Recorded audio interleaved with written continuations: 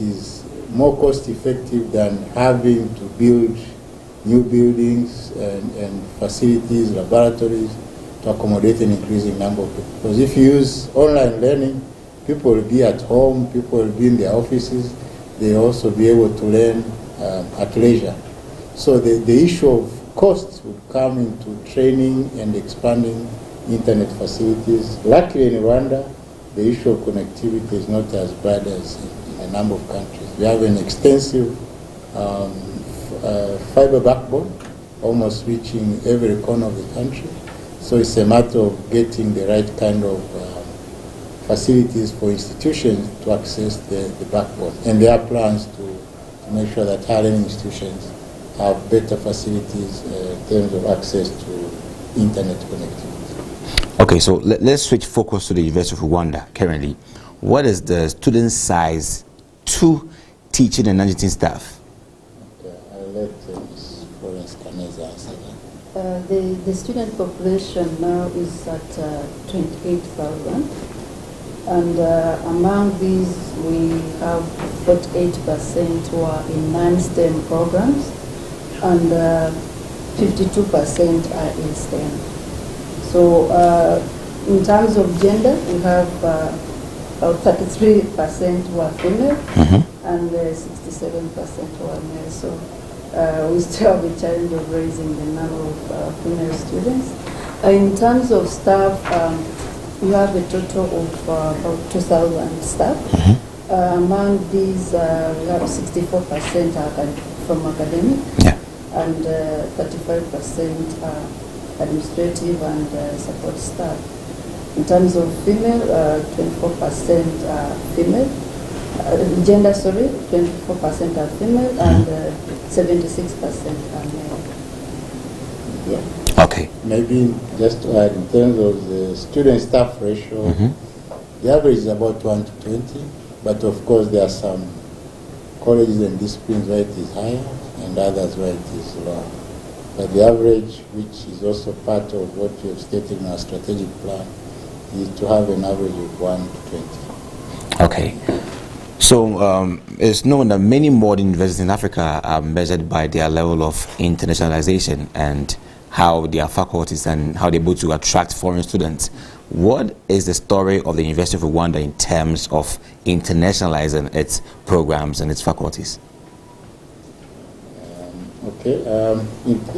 Of course, in terms of internationalization, even our strategic plan, we acknowledge the need and the importance for having foreign students coming to study in our university. Also for having foreign staff.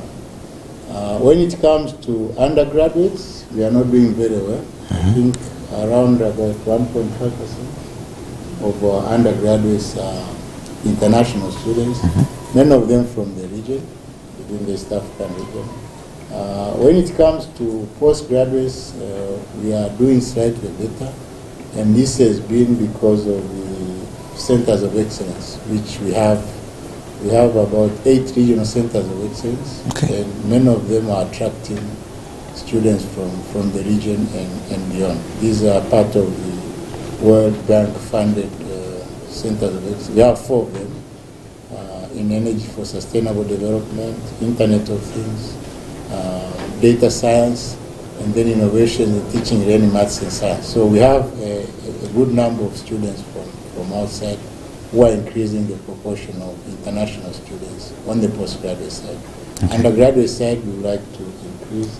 One of the reasons that we have a low proportion of international students in undergraduates is because of the university has not been known for a long time. And from previous universities that were made, mostly we used to attract local students. But now this is changing because we are part of the Inter-University Council of East Africa, and there is encouragement of mobility of students across the region as part of the East African education area.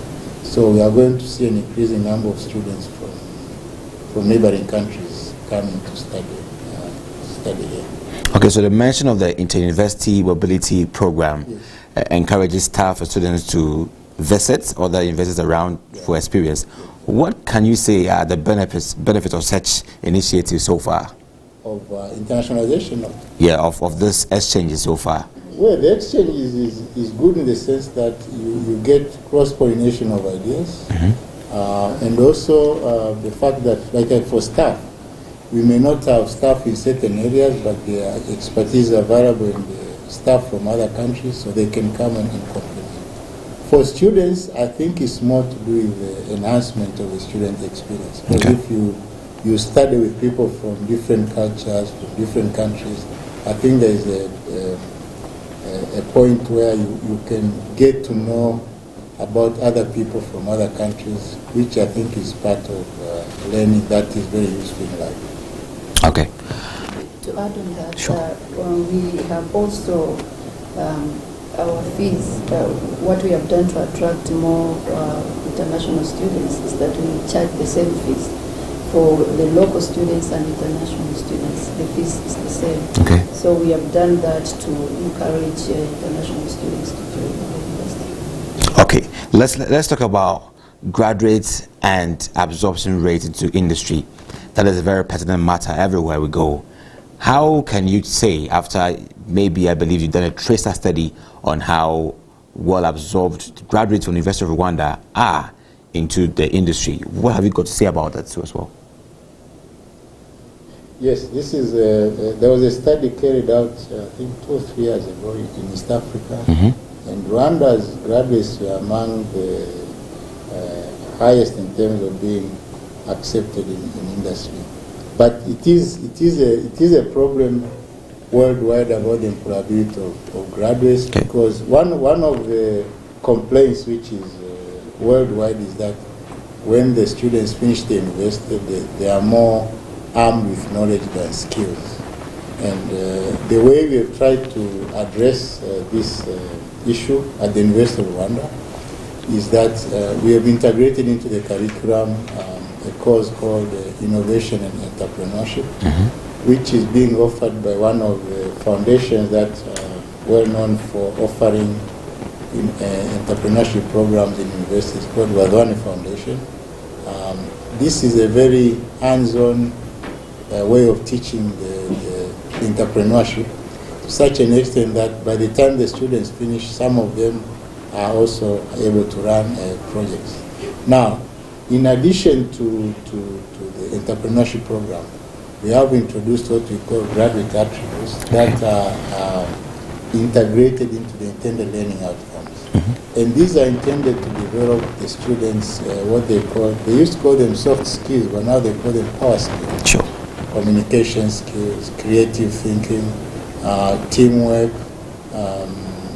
what is the other, multilateral thinking. Yeah, leadership skills. And the idea is that when the graduates come out, they are able to cope with the dynamic situation which is happening outside, because the employability situation is very dynamic, so people are equipped with the right kind of skills so that they are able to cope, and that is what we're emphasizing in our university. We have a Center for Innovation and Entrepreneurship, which is encouraging even the development of innovative projects and entrepreneurial skills among our students. And we believe that this is really going to enhance the employability of our graduates. Hello there, and if you just joined us, it is AAU Talks on AAU TV. We're discussing the higher education space in Rwanda. We'll have to go for a quick pause. When we come back, we'll be talking about the contribution of the University of Rwanda to the people in Rwanda. Stay tuned.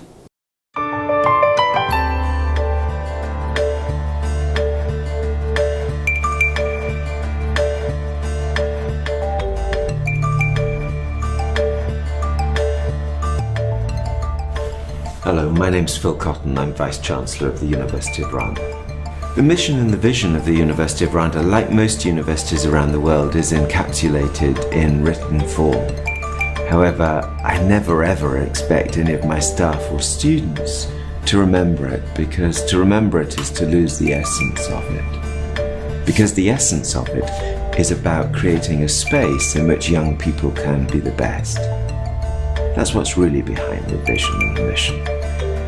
And once you create a space at university for young people to become the best, then you can fulfill everything else that you find embedded and enshrined within the mission and vision of the University of Rwanda.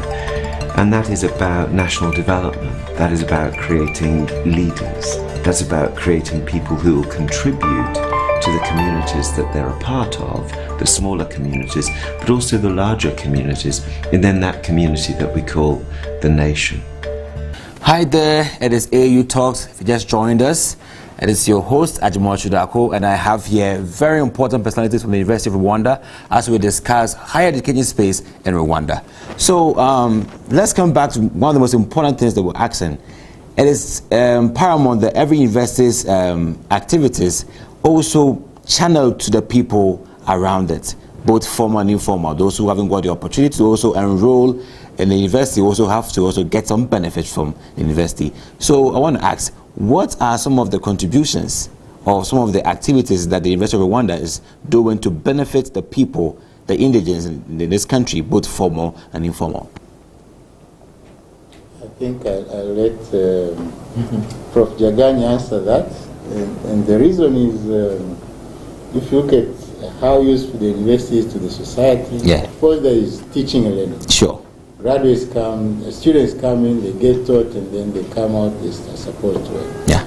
But in addition to that, the university is supposed to carry out what we call research and also community engagement. And in research, it can contribute in a number of ways because the research addresses some of the problems that are in the society, both current and also futuristic. Okay. And then also the community engagement, of course, is dealing with sometimes the actual problems that are happening and finding immediate solutions. But sure. Maybe on the research side, I'll let Prof. Jagani make a contribution. All right, so Prof. Dio. To your question. Yes. Well, the university contributes to the society in a number of ways. Yes. And university has actually structured itself in three different ways. It's research, it is teaching, and it's community engagement. So you've got really the formal part of research, and the kind of research we're doing is what we call impact research. Okay. The research that is really addressing the needs of the country, the needs of the society. So the kind of research we are doing is an issue of, it is informed by the need of the society. Okay. So you find that our researchers are involving the community in part of their research. If we go back to the curriculum that we actually offer, if I may just step back on the undergraduate curriculum. Okay. The undergraduate curriculum, all of it is developed with the involvement of the stakeholders, which is both industry, community, and the wider society. So, but as far as the research is concerned, that tries to address the needs of the country. At the current time, for example, we are in a negotiation with our funder, with CEDA, and we have actually grouped our research in such a way that it addresses the needs, and these have been put into certain clusters, and there are 10 of them, and those 10 are talking to SDGs, Sustainable Development Goals, which really addresses the needs of the country. So the research is actually very well targeted. If you look at our centers of excellence, they are not only addressing the needs of Rwanda, but they are addressing the need of the region. So they are regional hubs of knowledge to be able to generate that one and then disseminate it to the region, addressing very, very important aspects of the region. So there is that aspect of making sure that the research that is being done is having an impact into the society. Of course, then we do have the Center for Innovation and Entrepreneurship, and that one is really not only looking at formal innovation, but is looking at the informal sector, the innovation that is coming from the informal sector, and how it can be mainstreamed or it can be helped to be able to have an impact into the society. So we have these pockets of activities that are really addressing the need of the society. And the other thing is, of course, is common knowledge that every single graduate who graduates from Rwanda gets employment, definitely has an impact in the community where they come from. Okay, so machines are gradually taking over human labor in this knowledge-driven economy we're living in the 21st century.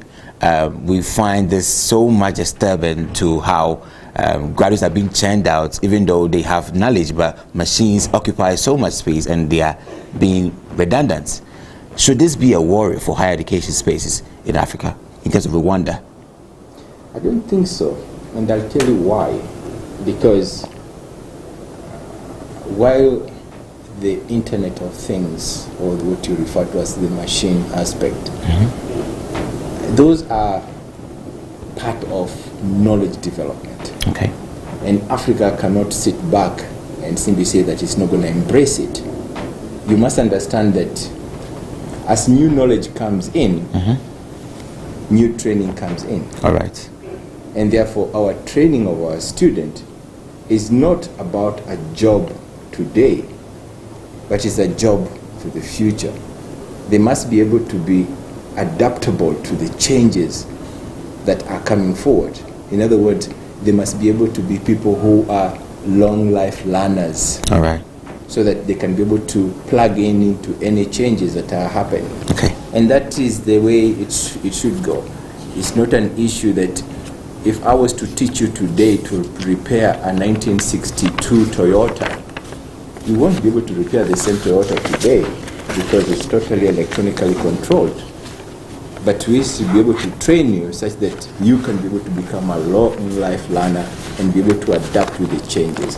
And that's what is going to happen. Okay. So at the end of the day, the kind of graduates we are trying to produce are people who are not, if I may use the word very loosely, not just robots who learn things and memorize things. They're people who can be able to think and be able to adapt to the changes. Maybe if I can add. Yeah. Machine learning should not necessarily be a threat to artificial intelligence because they are making life easier in terms of some of the things that we used to do that are either repetitive or manual, which means that now the person who would have been doing that, 5 or 10 people, they can be freed to think of doing other things that are more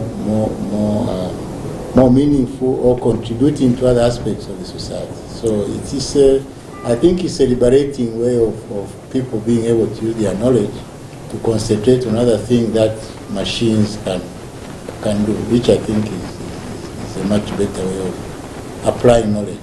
So, Prof. Dio, you mentioned about trying to now creating new curriculums that can now make graduates adaptable and not reliable on these areas. So what are some of the specific techniques or learning enhancement techniques that we wish, or Africa higher education space wishes to implement, that is going to equip our graduates to be adaptable to every change that occurs in this century? Most of our education is actually, currently, it is practically based. In other words, most of our students have got industrial attachment. So you're not only learning theory, you're learning how it is applied. Okay.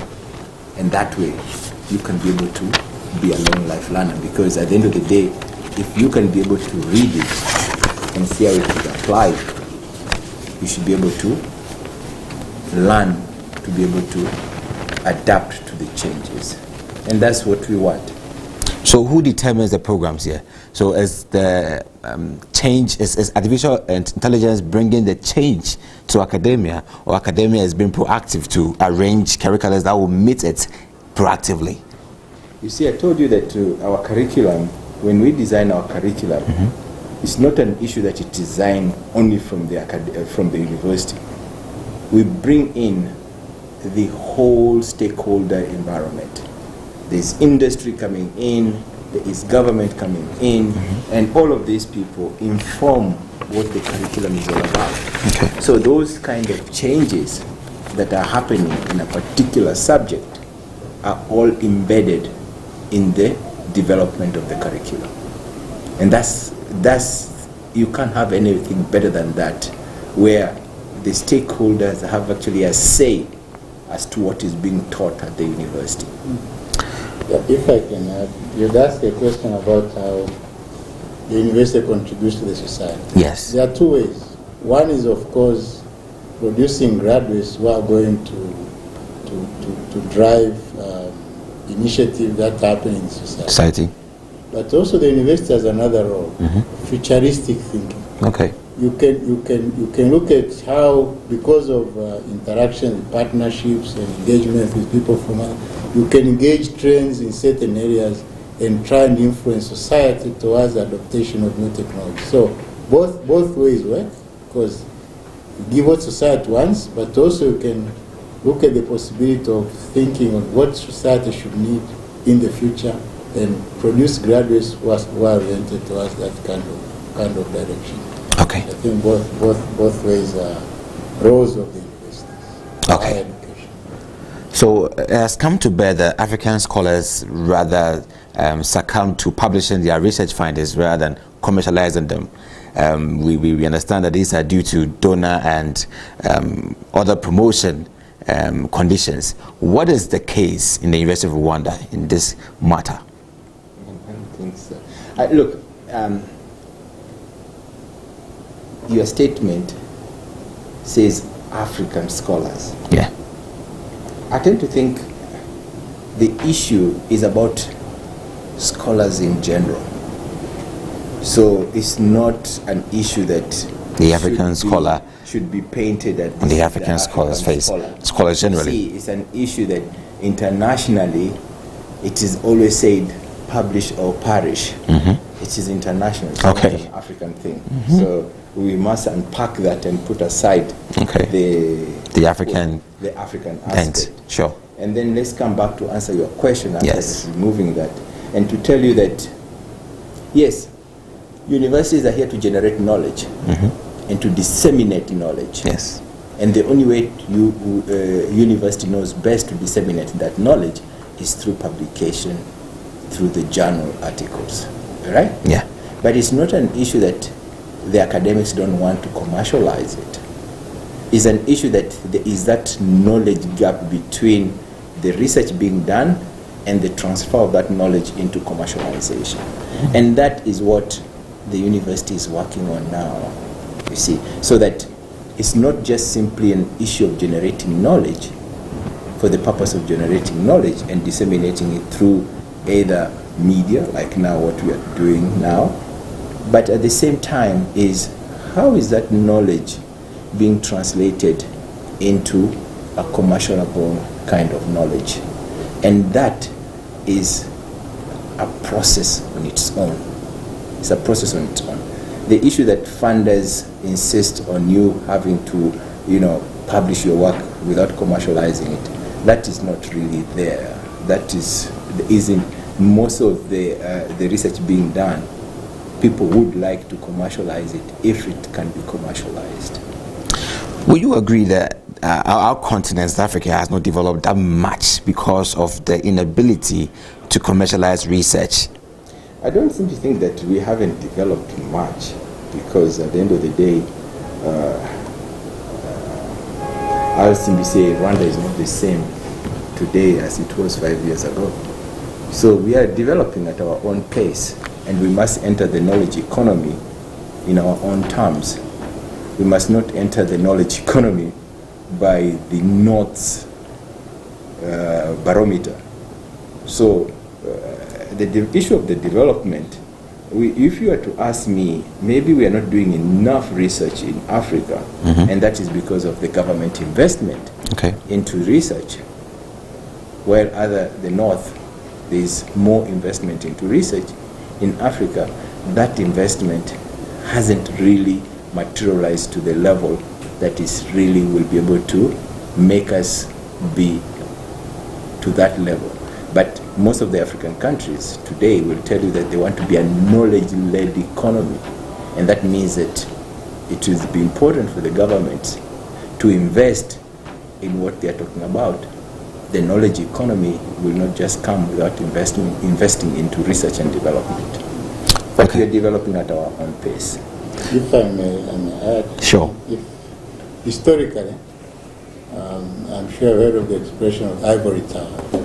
I think universities were seen as places where people are doing research and publishing, but that research in many cases was not really addressing societal problems. Okay. And if you look at the history of people who invented things and systems, they are not necessarily associated with universities. So, but gradually, there was a realization that that research is meaningless if it is not impactful. And that's why now you see there's a lot of association between research and innovation. Okay. And there's a lot of interest in making sure that that research goes out or addresses specific problems in the society. And this has been a development in higher education and research. And now there's also the emphasis of collaboration between industry and academia to make sure that the research is aligned to solving problems that are being faced in the society as indicated by industry and so on. The issue of investment is true. If you look at many of the countries that are advanced, Korea, Israel, United States, China, the per capita investment in R&D is much higher than in African countries.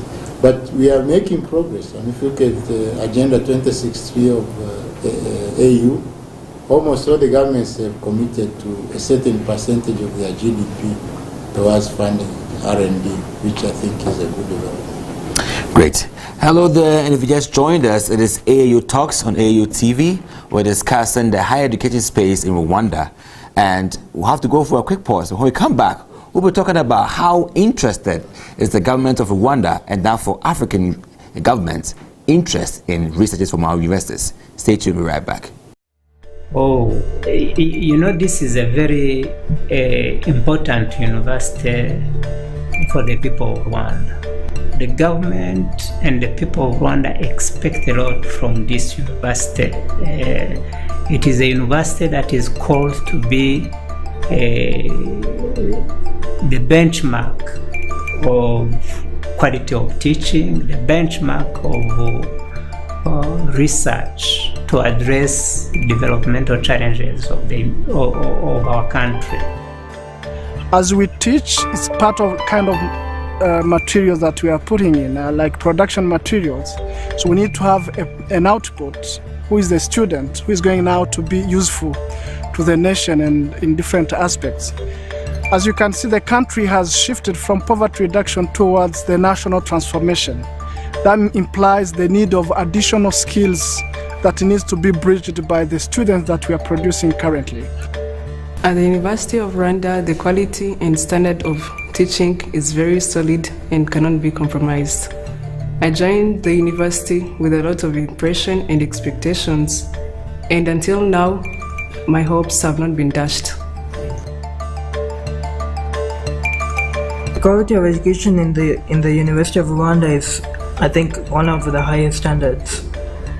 It's like they prepare the students to be entrepreneurs in the country, and at the same time, should they reach a situation to go outside, let's say to the US or Europe, they can also survive there.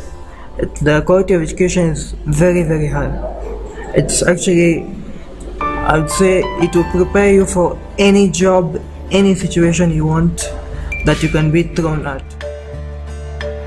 During this small experience that I've passed here, I've learned that being in a university it's not just about academics. They've taught me a lot of different things, how to adapt with the social and civic rights, how to be responsible and to find the enemy. For me, I want to see the university in the next 10 years where there is a very strong linkage between the university community, students, university lecturers, researchers, and also citizens or community, because we owe them a lot of responsibilities in terms of knowledge, in terms of technology, in terms of innovations to handle different difficulties that they are meeting in their day-to-day business and activities. The kind of university we ultimately want is a university that allows people to become the best kind of people they were ever meant to be. You know? And again, it comes back to a university being a space of 3 or 4 years in the space of a young person's life, where they're protected from many of the other pressures of needing to seek employment and start their careers, but a space in which we provide them with opportunities to become the best.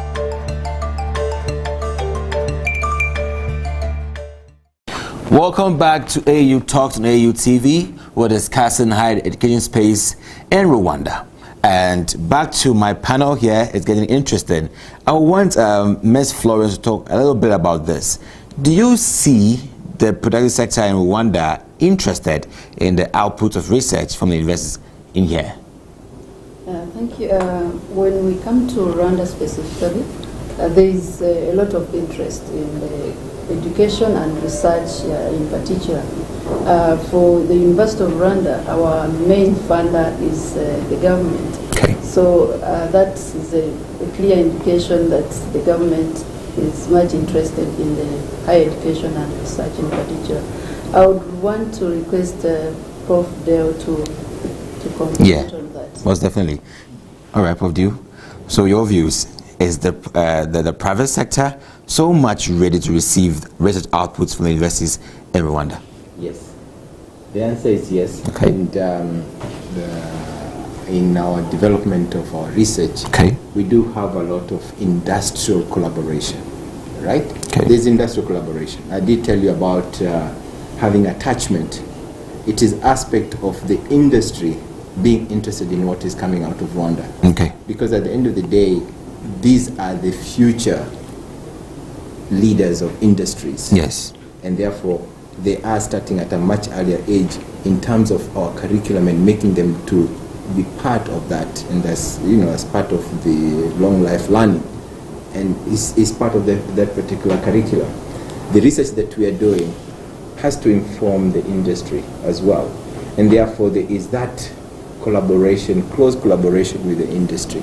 And if you look at the kind of research, and I've told you that we have put the research into clusters, and these clusters are addressing the societal needs. Some of these are actually going to be incorporating or collaborating with the industry. The kind of work we are doing in agriculture, it's of interest to the agricultural industry. See, we have talked about the Center for Innovation and Entrepreneurship. That again is an issue where we can be able to bring in the kind of question, the kind of aspect that the industry is battling with, and be able to bring them back into the university and to be able to investigate and to research them and to be able to answer those questions. So yes, there is that particular interest, and the interest is not only one way from the industry to university. It is also for university to be able to be of interest to the industry, because it does make their research impactful. So the interest is both ways. And government, that's why we talk about triple helix. Mm-hmm. When we talk about triple helix, we are talking of the government, the university, and the industry. Okay. But now we are moving into quadruple helix, where you bring in the stakeholder, the society, and the community, so that whatever you are doing is impacting on these 4 spheres, and therefore you are advancing the whole country. If I may add, in terms of private sector interest, all our centers of excellence, the ones I mentioned that are funded by the World Bank, have got a number of private industries or private sector as partners in their activities. So whether it's energy, Internet of Things, or as I mentioned, data science, all have got private partners, which I think is a manifestation of the interest that the private sector has in what the university is doing in research. Okay, so there happen to be this appalling fact that Africa averagely contributes less than 1% of GDP to research and development, and I want to know what exactly is preventing higher commitment of GDP to research and development in our continent. Be asked to the Minister of Finance, but we will try and answer it. Okay. Because you're asking us about GDP because we don't sit in the government budget. Yeah. But I tend to think you must understand thing that as an African country, we have so many competing interests on that GDP. Okay. And research is just one of them. You see, so at the end of the day, the government must be able to balance these competitive needs on that particular budget. Yeah. And I can assume that it's the same thing with your budget at home. You see, so at the end of the day, we may simply say that we all want to drive a V8. Yes. But at the same time, you may have to settle for a Beetle because the budget doesn't really accommodate it. So we can't force the government to put 4% onto research when there are other issues that deals with maybe poverty alleviation and addressing those societal needs. So I tend to think it's an issue, it's work in progress, if we put it that way.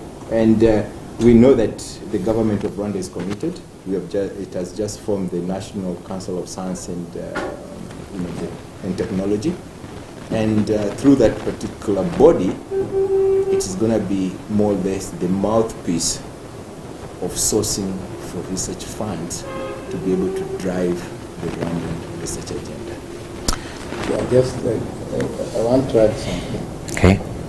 If you look at how development has grown worldwide, when we went into the era of the knowledge economy, yes, there was realization, whether in Africa or wherever, that for countries to be able to develop, they have to exploit the knowledge. Yes. And there is also a push that to be able to exploit that knowledge, you need to emphasize in research, more so in science and technology. Yeah. Because science and technology contribute to the transformation of society in terms of the economy and so on. And the reason why the AU, African countries, met and realized that if they are going to take control, to develop, to make contribution in the knowledge economy of the world, they have to emphasize in research and innovation. And that is why they made all that commitment of 1% of the GDP. All the countries did it, but yeah, you are right, the practice, many countries are trying. Because South Africa, Kenya, Rwanda here, Tunisia, Botswana, many are trying to meet that requirement. But as you said, there are some competing requirements. But for me, the important thing is that there's been an acknowledgement in the government to say that for them to advance, to exploit their resources, they have to invest in research and innovation. And this is, if you look at it, if you look at Rwanda, of course, they made that commitment. But all the other countries, there is that attempt to industrialize. And you can see, as I said, Korea, Israel, these have got very high per capita investment in R&D, and the results are seen. So this is a demonstration that people are accepting that you need to invest in STEM, you need to invest in research and innovation if you are to exploit the knowledge resource of the country. Okay, so it's really clear that the government of Rwanda is really doing so much work to fund higher education space in Rwanda. But in this case, I understand that it's not enough. So what are some of the alternative funding sources that you find ways to raise? There are there, of course, the private sector. That's why we emphasize on private partnerships with industry, with the universities. We also have donors. There's a lot of investment that donors make to support, in particular, research in higher education. So it's a partnership which the government can't manage alone. And as you mentioned before, in other countries, I think Ghana, where they levy the taxes so that people can contribute to the higher education, because it is expensive in reality, and government can't do it alone. That's why they have to encourage private people, individuals to contribute to higher education. Okay, so in Ghana we have the Ghana Education Trust Fund, and then in Nigeria we have the TET. What's the case in Rwanda? Have you got any special fund that is really meant for higher education in Rwanda? Okay. Apart from, he mentioned the National Council for Science and Technology, that one has just started a fund to support research. So they'll be putting in money to be able to support projects that are competitive bid as part of supporting research in the country. It's a start. But in terms of the initiatives I'm mentioning about Ghana and Nigeria, we are not there yet. Do you think there's more work to be done because there is some increasing decline of public funding of higher education institutions? Yeah, there is, because as you say, there's going to be there is a need for to provide more opportunities for higher education. Okay. It is also realized government can't do it alone. Sure. So definitely other players must come in, because at the end of the day, the graduates that come out, they serve almost every aspect of the society. So I think it's imperative that every aspect of the society should also contribute towards the education of their citizens. So let's take final remarks. I'll start from Ms. Florence, then we'll come with Prof, and then Prof. Dio.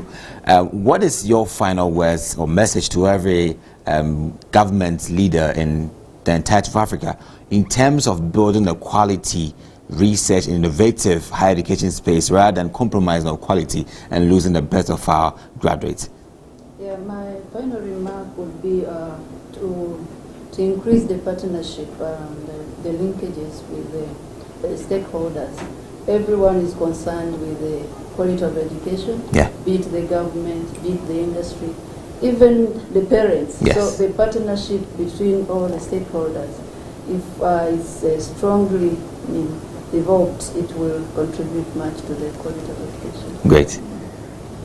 Yeah, for me, I think there's no question about the importance of quality of education. Here I mean teaching and learning and research in producing the right kind of graduates, because the only way African countries are going to take control and be active contributor to the global knowledge economy. So for governments, I think it's important to put in the right kind of investments, to encourage partnerships for people to be able to support higher education. Yeah.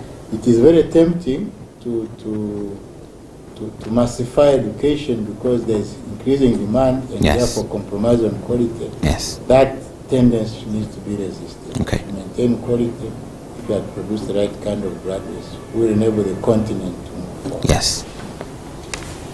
I think I totally agree with what Florence and Nelson have said.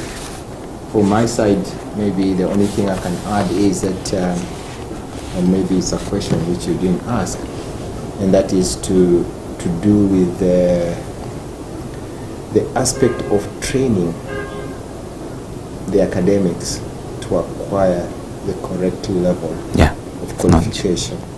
And that should be a government investment to make sure that we have academics who have got PhD qualifications. Because if we're going to be delivering what you refer to as quality teaching, quality research, the academics must have the correct qualification. And that is one thing that at this moment I will simply say that we are working on.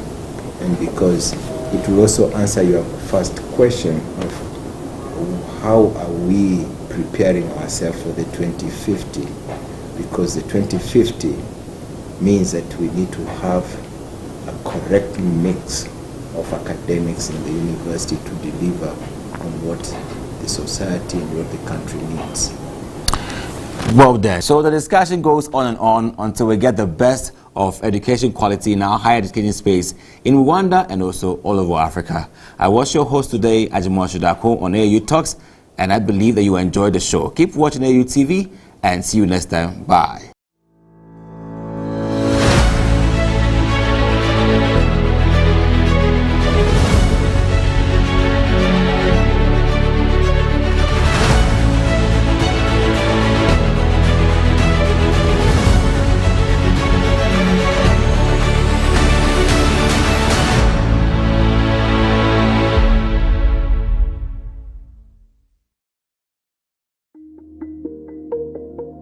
Association of African Universities, AAU, is an international non-governmental organization set up by universities in Africa to promote cooperation among themselves and the international academic community. Mon nom est professeur Étienne Ehouan-Ehilé. Je suis le secrétaire général de l'Association des universités africaines qui est basée à Accra, au Ghana. Je vais vous parler de la création de l'Association des universités africaines.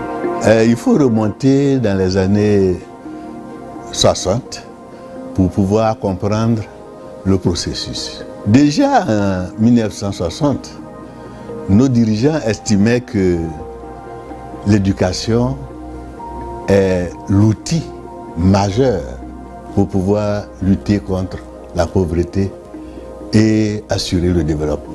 I am Nodumo Dlamini, the Director of ICT Services and Knowledge Management at the Association of African Universities. The Association of African Universities is a network of 400 universities in Africa. The biggest value that the universities benefit from being members of the association is this big platform that allows them to collaborate, allows them to work together, allows them to teach together. Through this platform, a university in North Africa can work with a university in Southern Africa, and also those in East Africa can work with those in West Africa. Founded November 1967 at a conference in Rabat, Morocco, by heads of African higher education institutions, the association is currently headquartered in Accra, Ghana. My name is Maxwell Amo-Hoyt. I'm the Director of Finance of the Association of African Universities. The association sustains itself from contributions from member universities and also from other development partners. Some of our development partners include the World Bank, other governmental agencies like the Swedish International Development Agency, UK Department for International Development, and other partners. We also receive a lot of support from other governments, especially the government of Ghana. Other partners include the African Union, which is more or less the parent organization of the Association of African Universities. The Association of African Universities hosts the Secretariat for the African Union's Continental Education Strategy. And by so doing, we provide coordinating roles for the African Union in helping members achieve their targets. Déjà en 1960, nos dirigeants estimaient que l'éducation est l'outil majeur pour pouvoir lutter contre la pauvreté et assurer le développement. Et rappelons-nous que les années 60, la décade 60, a été une décade où la plupart des pays africains ont obtenu leur indépendance ou ont, disons, pris les dispositions pour être indépendants.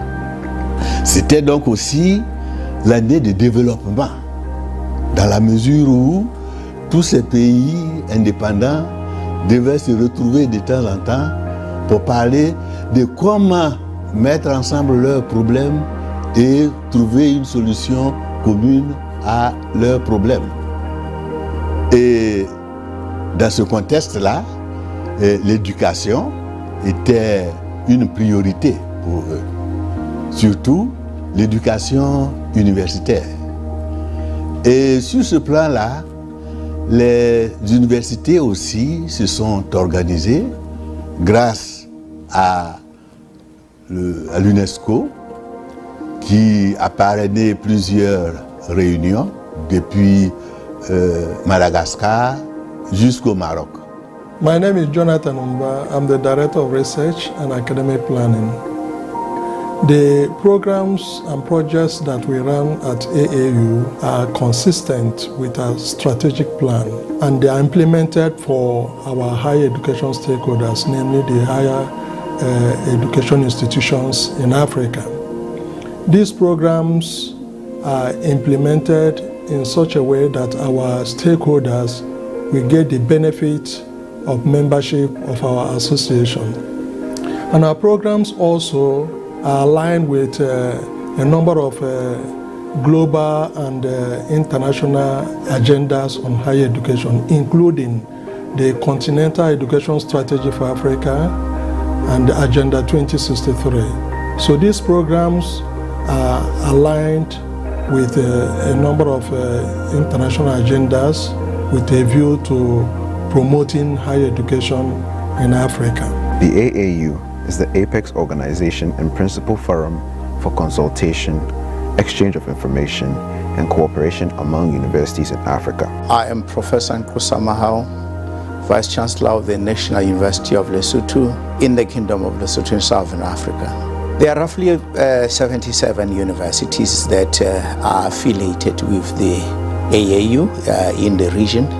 But as you might be aware, there are a lot more universities that are as yet to take the membership of the Association of African Universities. Well, universities that are not members of the AAU are missing quite a lot.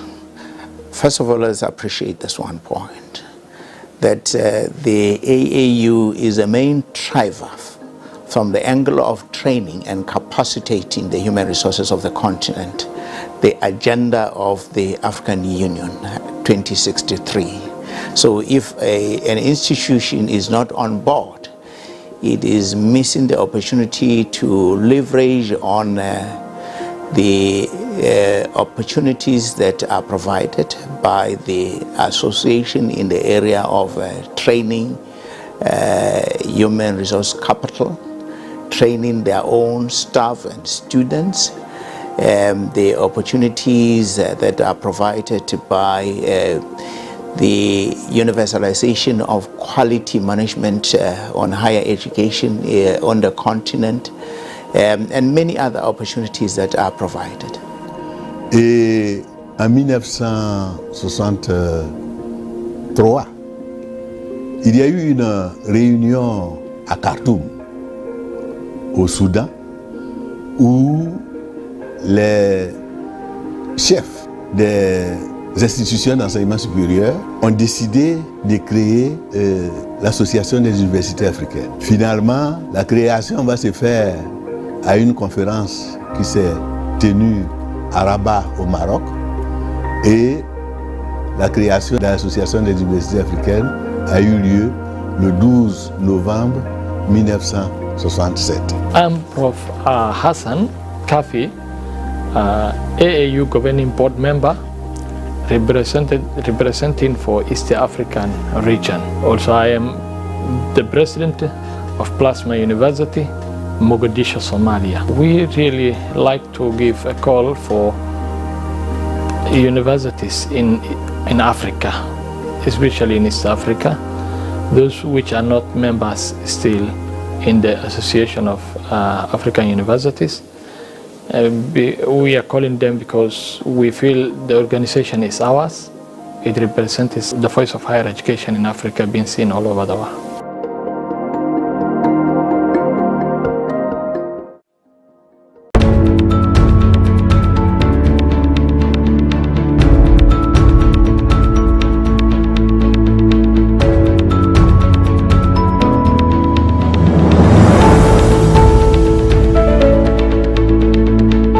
The COVID-19 pandemic has necessitated the need for higher education institutions to establish their impact through applied research. It is in this regard that the Africa Centers of Excellence for Impact Project, a higher education project supporting universities in West Africa, has engaged in groundbreaking researches in managing the virus within the sub-region. The 53 centers across the continent are putting in place measures to manage the pandemic in their respective countries.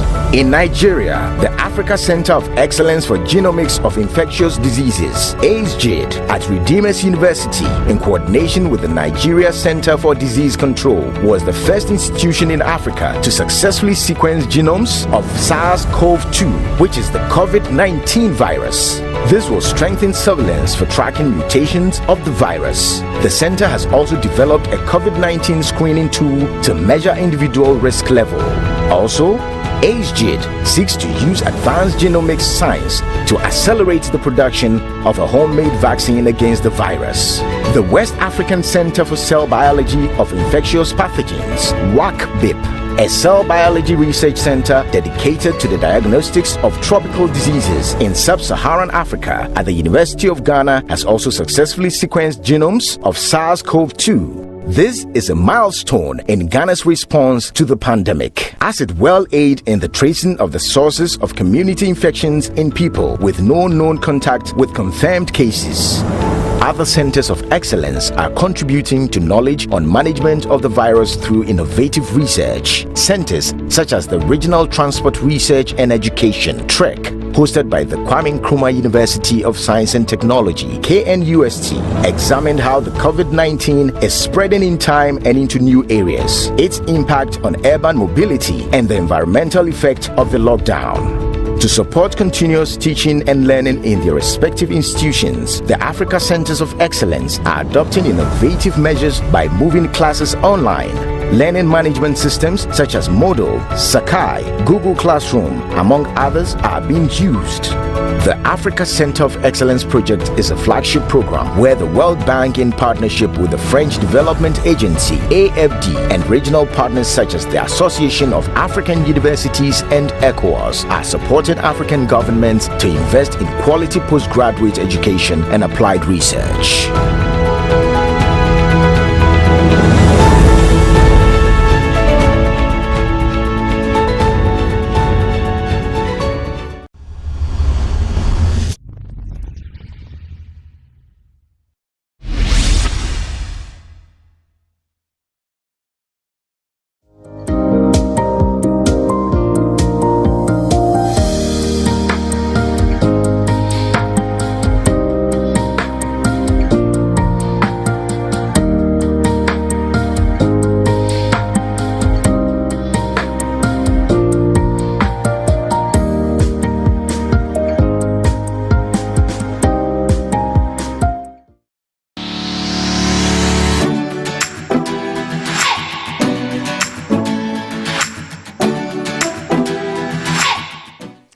Good day, African. You're welcome to another edition of AgroLink, and AgroLink is brought to you by the Association of African Universities. AgroLink is also a show that promotes and highlights agricultural activities on the continent. And for this season, as you're aware, we are showcasing agriculture as an entrepreneurial venture to the youth to attract them into this field.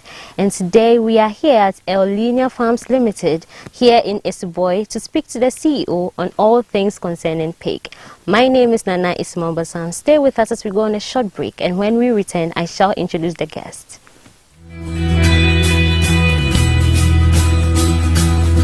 This is Africa's most friendly nation, Ghana. A warm reception awaits you in an environment where you can discover and harness your full potential. Your home is an academic haven lying northeast of the city center, a quick dash from the airport. A spirited community where young, vibrant minds are empowered to express themselves, break academic boundaries, and thrive in an atmosphere of rich cultural heritage and excellence in various collegiate and extracurricular activities. This institution represents a whole new world of fun and offers you a variety of activities, facilities, and services geared toward development. Believing in the uniqueness of all our students, we encourage them to pursue excellence in integrity. Welcome to the University of Ghana, your preferred academic destination.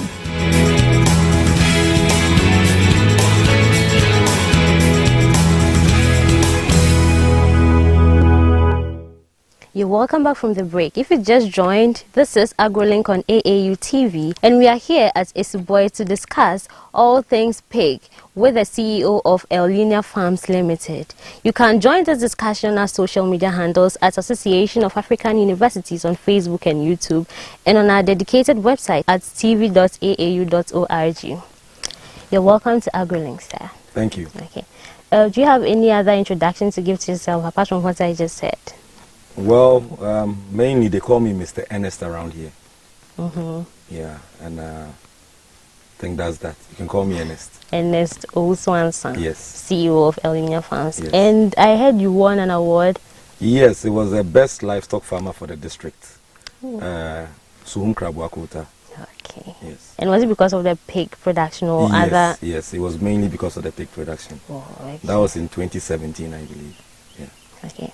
So there are other livestock productions you could have gone Yes. into. So why did you choose pig? Well, the main reason why I went into piggery is because of the availability of pork meat on our markets.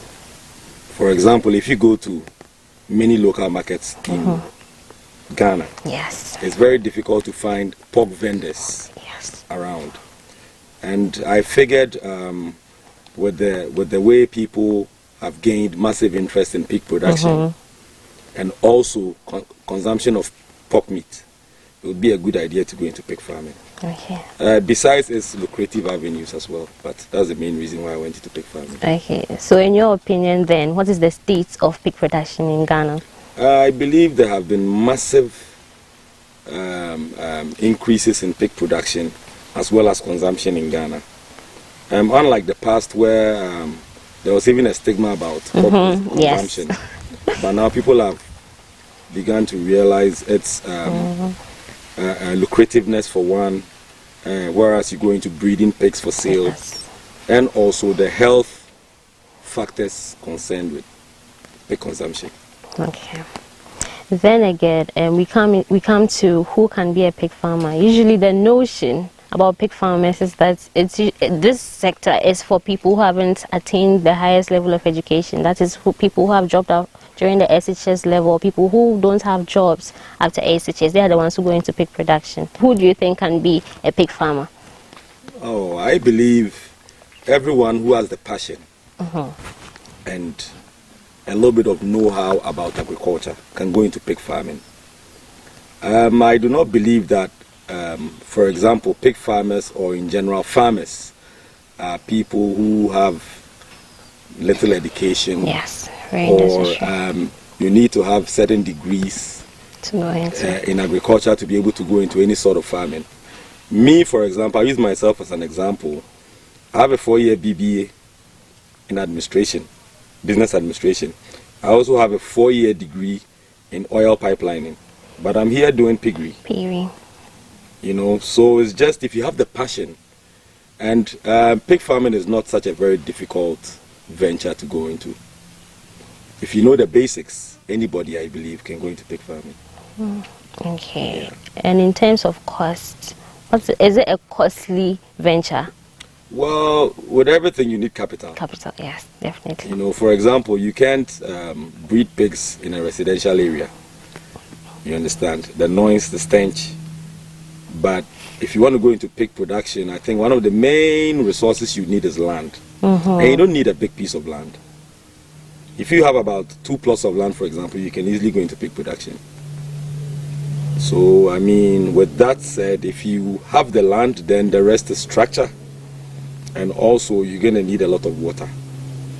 A lot of water? Yes, because pigs drink a lot of water. People don't know this. And people think that pigs are dirty. Yes. It's actually the opposite. Pigs usually bathe in mud because it's cool. But if you have clean, healthy water, that would do the trick. Okay. Yeah. So speaking about infrastructure, what are some of the conditions or what are some of the things you must take into consideration when you are building a pen for a pig? First of all, I think you'd have to look at the size of your investment. Some people would start pig farming with 2 or 3. So basically, in the beginning, you don't really need a huge structure. Okay. If you have the capital for that, that's fine. Because eventually they're going to produce and you're going to need extra structures to house them. So, for example, where I am is very indigenous to cheche flies. So you have to look at some type of netting to protect the animals from cheche fly bites. Also, you need a very solid structure because pigs are very strong. And if you don't have a very solid structure, you're always going to be doing renovations. Okay. So you need to be able to have a block structure is preferably the best thing than a wooden structure, because with wood they can even chew on it. So these are some of the main things you'd need for a structure for a startup. Okay. So from pig pens that we've seen, there's a sloping in terms of the drainage. Yeah. Is there a special reason for this? Yes, there is.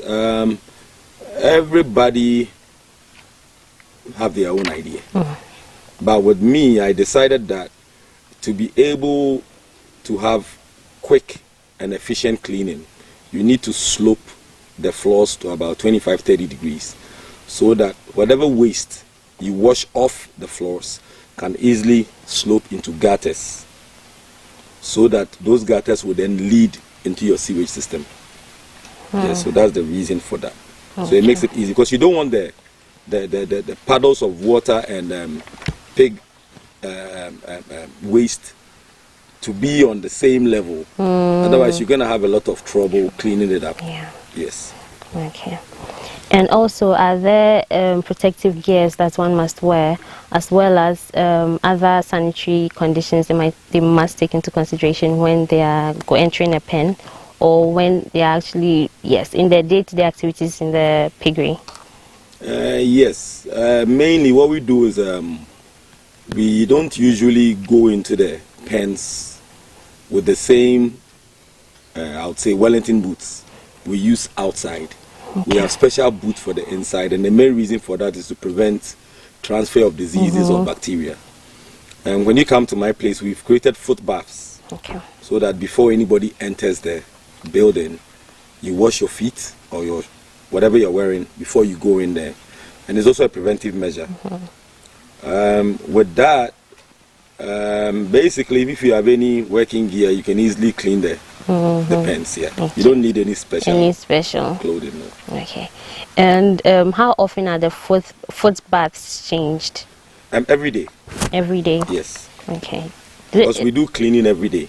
Okay. So every day we clean the housing units. The foot baths have to be changed. Okay. Do you build the infrastructure based on the weather, and is the season for raising pigs based on the weather as well? No, not really. I think pigs can be bred all year round. Even the rainy season, dry season, it doesn't really matter. Pigs are very versatile animals, and they can be able to cope in all kinds of conditions. Imagine breeding pigs in Sweden. It's very cold, but they have pigs there. They have pigs there. So it doesn't really matter. Okay. And does the infrastructure, is it dependent on the weather as well, where you are and how you build the infrastructure? No, not really. I believe that the infrastructure is actually dependent on the closeness of the area where you want to build to, I would say, civilization. Okay. Because, for example, if you go to some place like East Legon and you own your own land and you want to breed pigs, I'm sure the community will not allow you to do that, or even the assembly. Yes. So you need to have an isolated area, basically, so you can be able to do your business quietly. Yeah. Okay. And how often do you cross the pigs? Well, the breeding cycle for pigs is usually twice a year. Twice a year? Yes, because it's basically about 4 months. It's 3 months, 3 weeks, 3 days from time of crossing to birth. So if you do that calculation, you can be able to cross your animals twice a year. Okay. Yeah. Some people try to go 3 times a year, but that's quite impossible, because usually you go into the next month of the next year. But then it also brings stress to the animal. Yeah, after the animal gives birth and then you wean the piglets, you need to give it a certain amount of time to, pick up again before you can cross again. Okay, let me even take you back. At what age is the pig ready to be crossed? Well, it depends. Usually animals that are well cared for should come in heat between 5 and 6 months old. But then usually you don't have to cross them at that time. You usually give 2 or 3 heat cycles before you do the crossing. The reason for that is usually when they come in the first heat, their wombs are not that expanded. And then usually you can have fatalities with births, or the animal would give birth to only 4 or 5 because they have such a small womb. But then if you allow the second cycle, third cycle, heat session to pass by, and then you cross, then you tend to have a lot of litters. Yeah. Okay. All right. And how will I know my pig is on heat? Well, there are signs that you can notice on the sow, the female pig, and usually there is an enlargement of the vulva, there is redness, and then the animal seems to be a bit agitated, especially when it's in the same housing with other boers, which is male pigs. Once she senses them, you can tell that she wants the male close to her. So when you know this and then you see the signs, then you can take the female to the boer. And how is the crossing done? Is it the male that goes to the female or the female that goes to the male? The boer climbs on top of the... So. No, I know the pigs are separated, so each in a pen. Yes. Yes. So is it that the female moves into the pen of the male, or the male moves into the pen of the female? We usually move the female to the male. Why? Males are very dominant. You know that. Everywhere. Exactly. So if you have had a male in a pen for several months and you want him to be more active, you bring the female to him. So it's more like the male has a guest, so he has to entertain the guest. And so usually the females even feel more comfortable when they go to the male. Yes. If you take the male to the female, for example, sometimes if the female is a bit larger than the male, trouble happens. He ends up either wounding the male or beating up the male. Oh. Yes, it won't allow the male to cross. In some instances.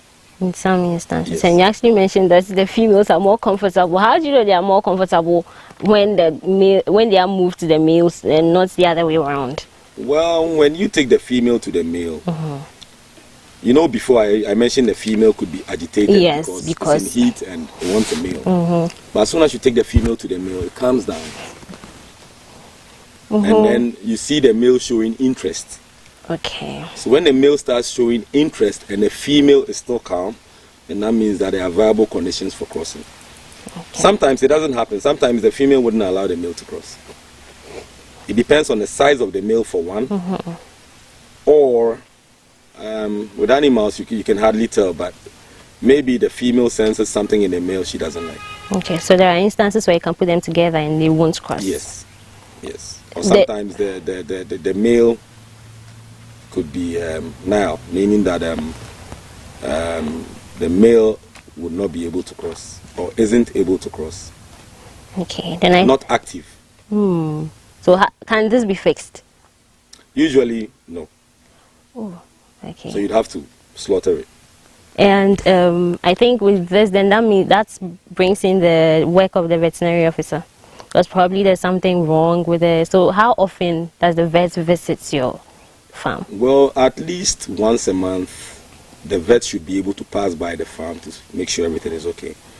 But in instances where there is an emergency, for example, if a female is not, if it's time to give birth and the female is struggling, you can call the vet. Or if you notice any disease symptoms or lack of appetite in an animal, things like that, then you call the vet. Okay. But usually every once a month, the vet should be able to pass by the farm. Okay. And when the female is crossed by the male, how do I, as a pig farmer, someone starts in, how do I know the pig or the female has been crossed? Well, one of the main signs to determine that is usually you see red blotches on the back of the female, closer to the shoulders. So when you see that, you know the male has attempted to cross the female. Okay. But sometimes, not all sometimes you even have to do it manually. Yes, sometimes you study, and sometimes if the male is a bit bigger than the female, and because of the struggle and all that, he's not able to insert his penis into the vulva of the female, you have to hold it and do it manually. Yes. But then, if you think they have crossed after 2-3 days, and you separate them.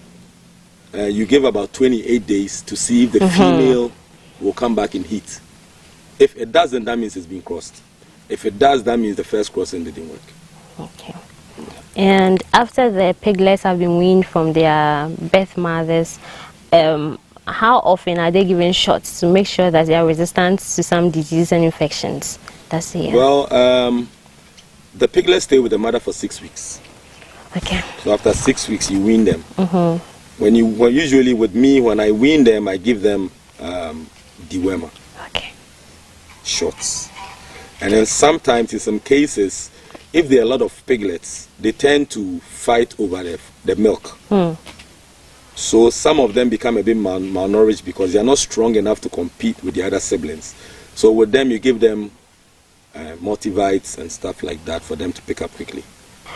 So how many breeds of pigs do you have on your farm? And are they all with local, or you have different ones from the other parts of the world? Well, on this farm, we only deal with foreign breeds. We have 3 main breeds. The landrace, the large white, and the duroc. These are the main breeds that we have on the farm. They tend to grow very large, as the name suggests, for large white. And then they are also very economical in the sense of breeding. You know, one pig can give you between 10 and 18 to 20 piglets at a time. Yeah.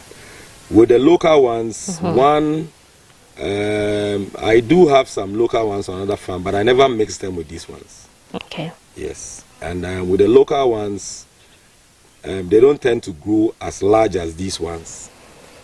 And then it's very easy to take care of the local ones. But then you don't get enough value for money because they are very light in weight.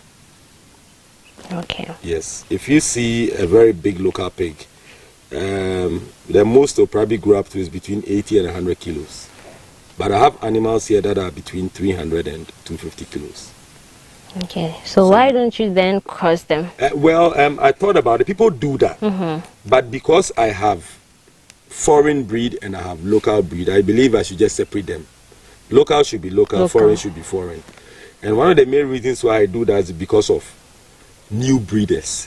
Because let's say if someone comes to your farm and wants a large white, they expect to get a genuine full breed large white. But if they tend to know that, well, this guy does some type of crossing on his farm, if you give them a large white piglet, it looks like a large white, but then it will never grow to reach the size of a large white. And that means you've deceived them. So it's better to keep it clean, original, so that when they come, they know they are getting value for their money. Okay, so there's no demand for the cross breeds. There is, usually for slaughtering purposes, for meat. There is, but I don't see why I should. You should mix them. Okay, so it's a I just want to keep them pure. Yes, exactly. Okay. So we'll go on a short break, and then when we come back, we shall go deeper into the infections aspects of pig rearing. This is AgroLink, and we'll be discussing all things pig with the CEO of El Linear Farms, Ernest Owusu-Ansah. We'll go on a short break, and when we come back, we shall go deeper into this discussion. Do stay tuned.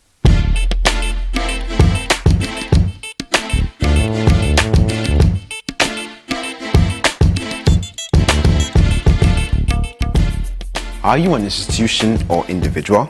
Do you intend to organize a memorable event to be archived for future reference? Then look no further than AAU Studios, because it's your best bet with our spacious studio and state-of-the-art media equipment such as 4K Panasonic video cameras, KinoFlow lights, assorted microphones, live streaming equipment, among others.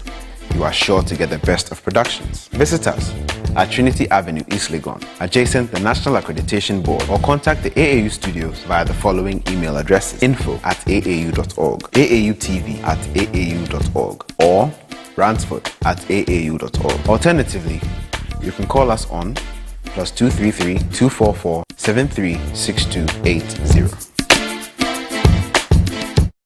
You're welcome back from the break. This is AgroLink on AAU TV, and for this episode, we are tackling pig production as an entrepreneurial venture to the youth. And I am here at the El Linea Farms Limited to engage with the CEO on this topic. You're welcome back from the break, sir. Thank you. Okay, so let's continue with the infections aspect of pig rearing.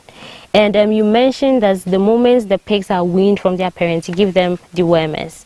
Why is this necessary? Well, for one, pigs eat anything. So with that, they tend to get a lot of worms in their tummies. And one of the main things that affects the growth of pigs is worms. Okay. So that is one critical aspect to look at all the time.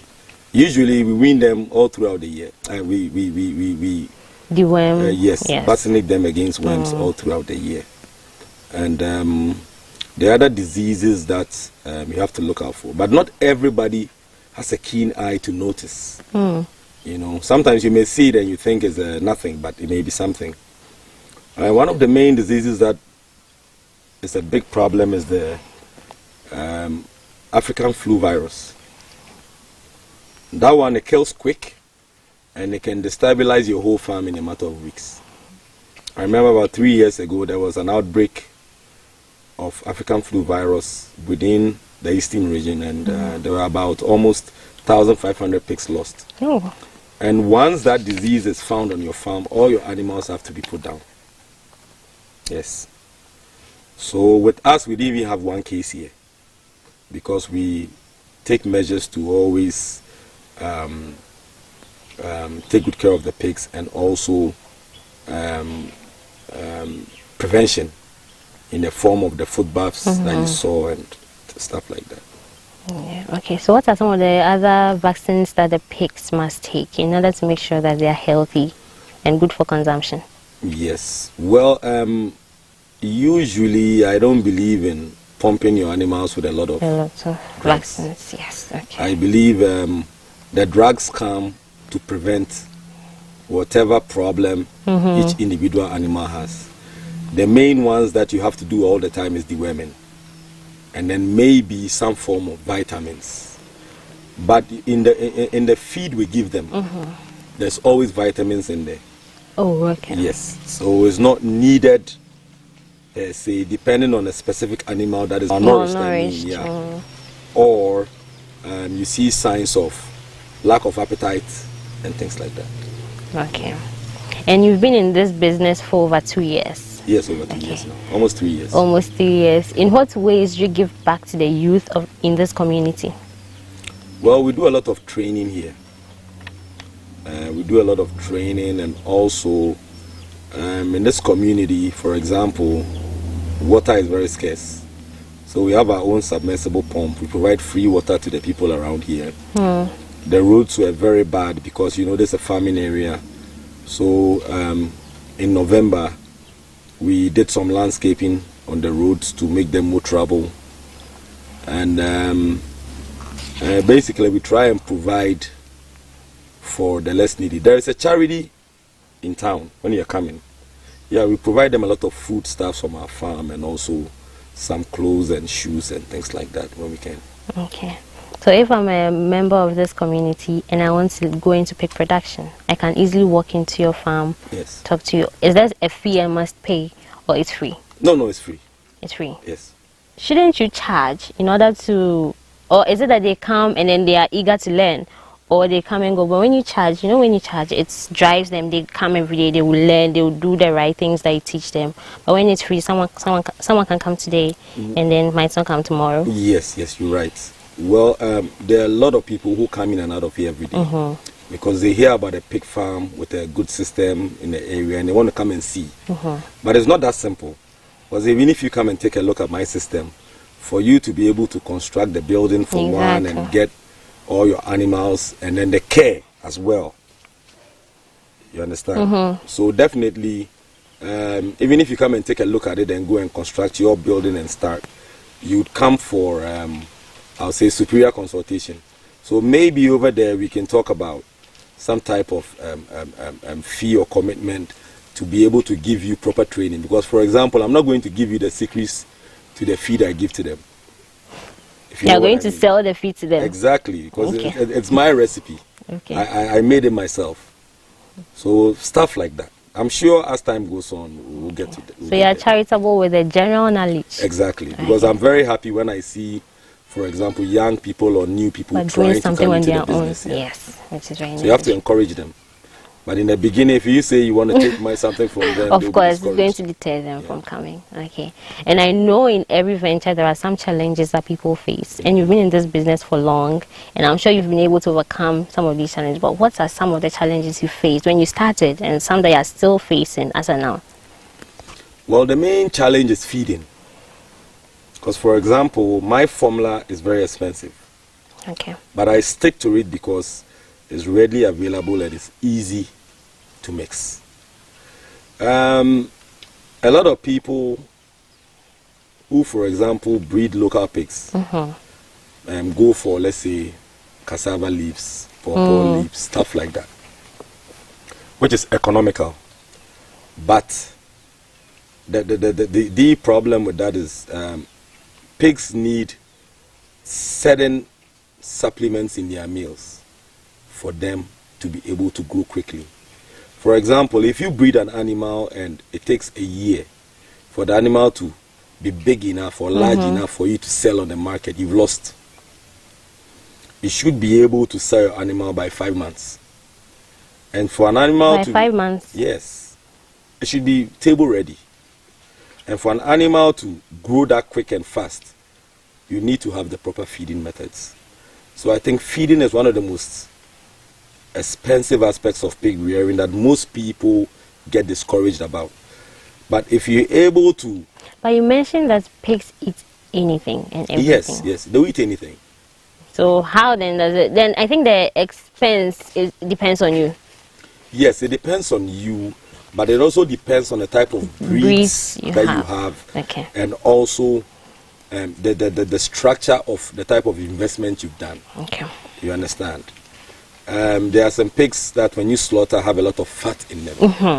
You see, it's because of the feeding. If you give them, let's say, cassava all the time, it's a whole lot of carbohydrate, starch, so they'll get fat.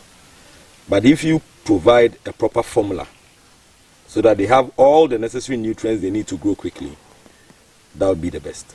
Okay, then rearing them in an enclosed area and leaving them to feed on their own. If they are feeding on cassava every day, but they are moving around a lot, won't they be well exercised enough to lose some fat? As compared to keeping them in an enclosed area, probably not everybody can feed them what you feed them. Yeah. So it's expense and the type of breeding system, what makes them fat? Or it's well, I can slaughter a very big animal here, and there will be zero fat. And I can slaughter a very lean local pig on another farm, and it will be full of fat. The pigs find it very difficult to burn fat. Okay. You understand? So if you decide to breed pigs in an open range system or free range system, there's nothing wrong with that. But then you also need to provide them with some sort of supplementary feed to balance whatever they are eating around. Oh, okay. Yes. It's not about, it's about what they take, the intake. Exactly. That's the whole catch about pig breeding. It's a very lucrative business, but then you need them to grow quick. Yeah, so you in can 5 sell months. them. In 5 months. Yes, that's by 5 very months quick. it should be ready. It should be ready. Yes, for table. 5-6 months you should be ready for table. And it's a very lucrative business. It is, but it has its ups and downs. Okay, so you mentioned some challenges. What are some of the ways forward in addressing some of these challenges? Okay. If you go into pig farming, for example, you would want to go into it as two things, either as a hobby or as a serious pig farmer. So if you go into it as a serious pig farmer, you need to understand that you need some capital to start. Now, when the animals are producing and you have more and you start selling, that's when you start to enjoy. Because now, anytime you sell an animal, you can use the same money to provide feed. Yes. For the animals. So when you get to that stage, then you know you're going somewhere. Also, if you have a proper breeding method and you're able to avoid fatalities, because for example, a female pig gives birth to about 12 and then you lose 9. 9, yeah. You understand? Terrible. So if you have a proper breeding method, you can be able to move forward bit by bit. And then you use your sales to cover your costs. Then with the way pigs produce lots of piglets, you don't need a lot to start a No, pig you farm. don't. Actually, I started with just 4. 4. Yes. And what's the highest number of pigs you've had on your farm? I've had 350. I have a bit less now, but yeah. 350. Yeah, in less than 3 years, yeah. Okay, so is it necessary to have more males or more females? It is better to have more females if you plan on increasing your stock by a large amount. Okay. You know, the males are just there for crossing. They just eat and don't do anything. So if you have a few males that can be able to cross your sows for you, then anytime your male grows up to table for consumption, you slaughter it. Okay. Yeah. And what's the lifespan of pigs? Oh, on your farm? Pigs. Okay, usually I do not let my pigs get up to 2 years old. Yes. Because then, one, you waste a lot of food. And then what are you keeping a pig for? Because the main purpose of starting the pig farm is to provide meat, you know, and things like that. And also, one of the other good aspects of pig rearing is you're able to provide very neat, clean animals to new breeders who also want to venture into the pig production. Yeah. Okay, and I know you produce sausages and then you butcher on your farm as well. It wasn't that easy, a slaughtering permit. These are just like how the poultry farmers have an association, beekeepers have an association. Do pig farmers also have an association they belong to? And what are some of the benefits you derive from this association? Okay, association. Because they let you know that, okay, there's an introduction of a new breed from here, from there. So if you're interested, you can go. Also, and then one other thing too is, you know, as pig farmers, you don't assume I have a lot of pigs. So I usually just sell to myself. Sometimes we outsource and buy from someplace else. So if you want to know the where the pig is coming from, the type of breedings that place is at, outsource.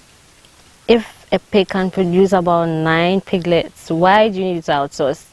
Yes, for example, with me, I have built deli shops, meat deli shops and depots in Accra, in Kumasi, and in Tema.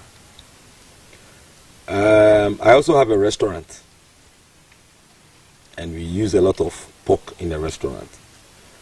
So, if I decide to slaughter only mine, I'll run out of pigs. Okay. You understand? So you have a high demand. Exactly. For pigs. Exactly. Right now, demand for pigs is very high. Some have jobs, they are not in love with them. And why should they choose pig production instead of all the other farming activities they can go into? Why pig production? Well, I can tell them that I have basically covered almost all the farming practices you can think of in Ghana.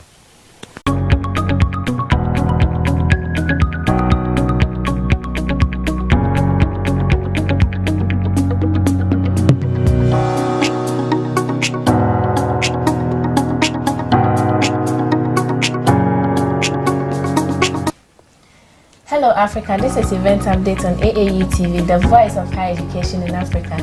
Event Update brings you information about upcoming higher education events happening in Africa, and it is brought to you by the Association of African Universities. I am Isabella Teta Hinapa. Je m'appelle Alexandra Ampaba Johnson.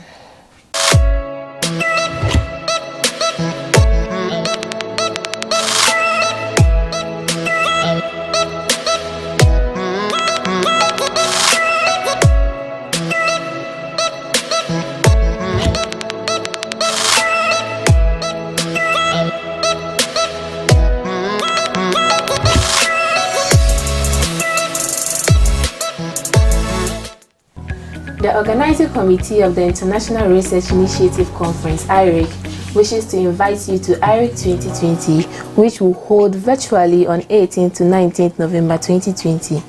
Watch this short clip for further details. IRIC 2020 Virtual Conference Announcements and Call for Papers. International Research Initiatives Conference, IRIC, is an annual international research-focused conference that serves as an international forum for presenting and discussion of outputs of ongoing cutting-edge research efforts initiatives of researchers in the universities, research institutions, and industry. The 2020 edition of this annual conference is scheduled to take place online from 18th to 19th November 2020. IRIC 2020 Virtual Conference will focus on the following thematic areas and fields: science, technology and innovation, advances in computing science, engineering advancements and innovation, educational technology and innovation, agriculture technologies and innovation, health, energy and environment, business management and entrepreneurship, R&D and product. Authors are invited to submit extended abstracts of their papers by 21st August 2020. Selected papers from the conference will be published in the Journal of Advances in Science and Technology Research, Journal of Advances in Business and Management, International Journal of Business, Innovation and Technology, and the International Journal of Agriculture, Research and Innovation. For more details on the conference and how to submit the extended abstract for IRIC 2020, visit www.iric.us or contact apme@ait.edu.gh or +233 577 668811. Please note that authors are to submit their extended abstract papers before 21st August 2020. To register, please access the Register tab on the IRIC website www.iric.us and follow the instructions therein. You can also contact Prince Darko at pdarko@ait.edu.gh or apme@ait.edu.gh or call +233 577 668811 for further information. Le comité d'organisation de la Conférence internationale des initiatives de recherche, IRIC, souhaite vous inviter à l'IRIC 2020 qui se tiendra les 18 et 19 novembre 2020. Veuillez noter que les auteurs doivent soumettre leur article de résumé avant le 21 août 2020. Et pour vous inscrire, veuillez accéder à l'onglet Inscription sur le site web de l'IRIC, www.iric.us, et suivez les instructions qui s'y trouvent. Vous pouvez également contacter Prince Darko à pdarko@ait.edu.gh ou apme@ait.edu.gh ou appeler le +233 577 66 88 11 pour plus d'informations. The German Academic Exchange Service, DAAD, is calling for applications for the Postdoctoral Researchers International Mobility Experience, PRIME, to support the international mobility of postdoctoral researchers by temporary positions at German universities in place of conventional scholarships. This program is funded by the German Federal Ministry of Education and Research and the European Union. Only candidates with an above-average scientific record can be considered. You must have completed your doctorate before the start of funding with a very good result. Applicants must comply within the program's mobility rule, that is, they are free to choose any country except Germany as destination for their research to stay abroad, provided they have not resided or carried out their main activity in that country for more than 12 months in total during the 3 years preceding. To be considered for funding, applicants living abroad are expected to state their intention to continue their research careers in Germany upon completion of the return phase. Applicants who are already permanently employed by the research milieu where the research training activities are planned to take place may not be supported. Applicants must accept that the research stay abroad and the return phase to Germany are both mandatory parts of the program. Interested applicants are to fill the application form on the DAAD application portal link on your screen.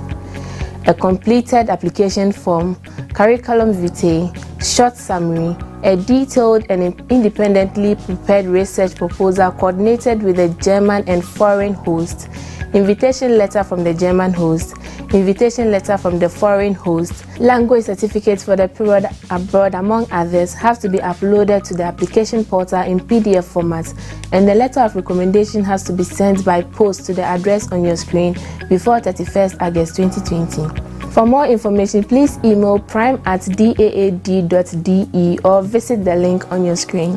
Le service allemand d'échange universitaire DAAD lance un appel à candidature pour l'expérience de mobilité internationale des chercheurs postdoctoraux PRIME afin de soutenir la mobilité internationale des chercheurs postdoctoraux par des postes temporaires dans des universités allemandes au lieu de bourses conventionnelles. Ce programme est financé par le ministère fédéral allemand de l'éducation et de la recherche BMBF et l'Union européenne. Seuls les candidats ayant un dossier scientifique supérieur à la moyenne peuvent être considérés. Ils doivent avoir terminé leur doctorat avant le début du financement avec un très bon résultat. Et les candidats doivent respecter la règle de mobilité du programme, c'est-à-dire qu'ils sont libres de choisir tout pays à l'exception de l'Allemagne comme destination pour leur séjour de recherche à l'étranger, à condition qu'ils n'aient pas résidé ou exercé leur activité principale dans ce pays pendant plus de 12 mois au total au cours des 3 années précédant la date limite de candidature du 31 août 2021. Pour être pris en considération pour un financement, les candidats résidant à l'étranger devraient indiquer leur intention de poursuivre leur carrière de chercheur en Allemagne à la fin de la phase de retour. Les candidats qui sont déjà employés en permanence dans le milieu de la recherche où les activités de formation à la recherche sont prévues et qui les recrutent peuvent ne pas être soutenus. Les candidats doivent accepter que le séjour de recherche à l'étranger et la phase de retour en Allemagne soient tous deux obligatoires. Les candidats intéressés doivent remplir le formulaire de candidature sur le lien de portail de candidature DAAD s'affichant sur votre écran. Un formulaire de demande rempli, un curriculum vitae, un bref résumé, une proposition de recherche détaillée et préparée indépendamment coordonnée avec l'hôte allemand et étranger, une lettre d'invitation de l'hôte allemand, une lettre d'invitation de l'hôte étranger, des certificats de diplômes universitaires les plus récents, la langue, le certificat pour la période à l'étranger, entre autres, doit être téléchargé sur le portail de candidature au format PDF et la lettre de recommandation doit être envoyée par courrier à l'adresse indiquée sur votre écran avant le 31 août 2020. Pour plus d'informations, veuillez envoyer un email à prince@daad.de ou visiter le lien qui s'affiche sur votre écran.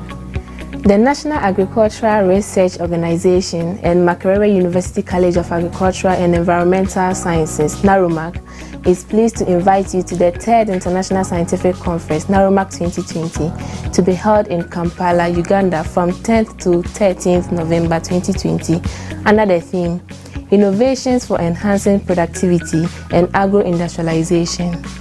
This conference is also inviting researchers, academia, producers, processors, marketers, consumers, policymakers, among others, to submit abstracts for the 3rd NARUMAC Joint Scientific Conference. The abstract should be directly linked to the conference theme and to a sub-theme. It should not exceed 300 words and should contain a clear title and affiliation of all authors. Interested authors and participants are to register or submit abstracts online at www.narumacconference.org/abstract-management-system/ before 31st August 2020. For further information, please contact NARUMAC Conference at caes.mac.ac.org or Technology Promotion A@naru.go.ug or call +256 414 320325 or +256 414 54 2277. You can also visit the conference website www.narumacconference.org. L'Organisation nationale de recherche agricole et le Collège universitaire des sciences agricoles et environnementales de Makerere, NARUMAC, ont le plaisir de vous inviter à la 3e conférence scientifique internationale NARUMAC 2020 qui se tiendra à Kampala, en Ouganda, du 10 au 13 novembre 2020 sous le thème Innovation pour améliorer la productivité et l'agro-industrialisation. Cette conférence invite également des chercheurs, des universitaires, des producteurs, des transformateurs, des commerçants, consommateurs, décideurs politiques, entre autres, à soumettre des résumés pour cette 3e conférence scientifique conjointe NARUMAC. Le résumé doit être directement lié au thème de la conférence et à un sous-thème. Il ne doit pas dépasser 300 mots et doit contenir un titre clair et l'affiliation de tous les auteurs. Les auteurs et participants intéressés doivent s'inscrire ou soumettre un résumé en ligne sur www.naromaconference.org/abstract-management-système avant le 30 août 2020. Pour plus d'informations, veuillez contacter naromac-caes.mac.ac.org ou technologiepromociona@naro.go.ug ou appeler le plus 256 414 32 03 25 ou plus 256 414 54 22 77. Vous pouvez également visiter le site web de la conférence www.naromaconference.org. The International Fair for Young African Researchers IFIA 2020 is here. The Scientific Center for Health (SCH) is pleased to invite interested youth, students, scientists, researchers and entrepreneurs to submit innovation proposals under the IFIA Innovation and Invention Challenge. This challenge aims to strengthen African innovation capacity and promote technology breakthroughs by enabling innovators to access much-needed technical and financial support in various areas, including developing prototypes, proof of concept, testing, commercializing technologies, as well as securing intellectual property. Expected applicants are African youth, students, scientists, researchers, and innovators. Interested applicants are to apply online with a complete application form, a one-page reference letter PDF only. Also upload any relevant technical specification, if applicable, PDF only, as well as a short video that covers your name, your country of origin, the problem and the solution, a copy of your CV, PDF only, a copy of your ID card or the page in your passport that displays all passport details, PDF only, before 31st August 2020. For more information, please contact +237 693 151 717 or +237 653 301 144 or email contact@ifia.com. You can also visit www.ifia.com. Le Centre scientifique pour la santé SCH a le plaisir d'inviter les jeunes étudiants, scientifiques, chercheurs et entrepreneurs intéressés à soumettre des propositions d'innovation dans le cadre du Challenge Innovation et Invention IFIA. Ce défi vise à renforcer la capacité d'innovation de l'Afrique et à promouvoir les percées technologiques en permettant aux innovateurs d'accéder à un soutien technique et financier indispensable dans divers domaines, notamment le développement des prototypes, la preuve de concept, le pilote ou le test, la commercialisation de technologies ainsi que la sécurisation de la propriété intellectuelle. Les candidats attendus sont des jeunes Africains, des étudiants, des scientifiques, des chercheurs et innovateurs. Les candidats intéressés doivent postuler en ligne avec un formulaire de candidature complet, une lettre de référence d'une page en PDF uniquement. Téléchargez également toutes les spécifications techniques pertinentes et le cas échéant PDF uniquement, ainsi qu'une courte vidéo qui couvre votre nom, votre pays d'origine, le problème et la solution, une copie de votre CV, une copie de votre carte d'identité ou de la page de votre passeport qui affiche tous les détails du passeport, tout en PDF uniquement avant le 30 août 2020. Pour plus d'informations, veuillez contacter le plus 237 693 15 17 17 ou plus 237 653 30 11 44 ou par email contact@ifiar.com. Vous pouvez également visiter www.ifiar.com. That is all for today's update. Event Update is brought to you by the Association of African Universities. Please follow us on our social media platforms at Association of African Universities on Facebook and YouTube, AAU TV _African Universities on Twitter, and AAU TV Official on Instagram. You can also visit our dedicated website at tv.aau.org for more of Event Update. I am Isabella Titahinakwa. Je m'appelle Alexandra Mpaba Johnson.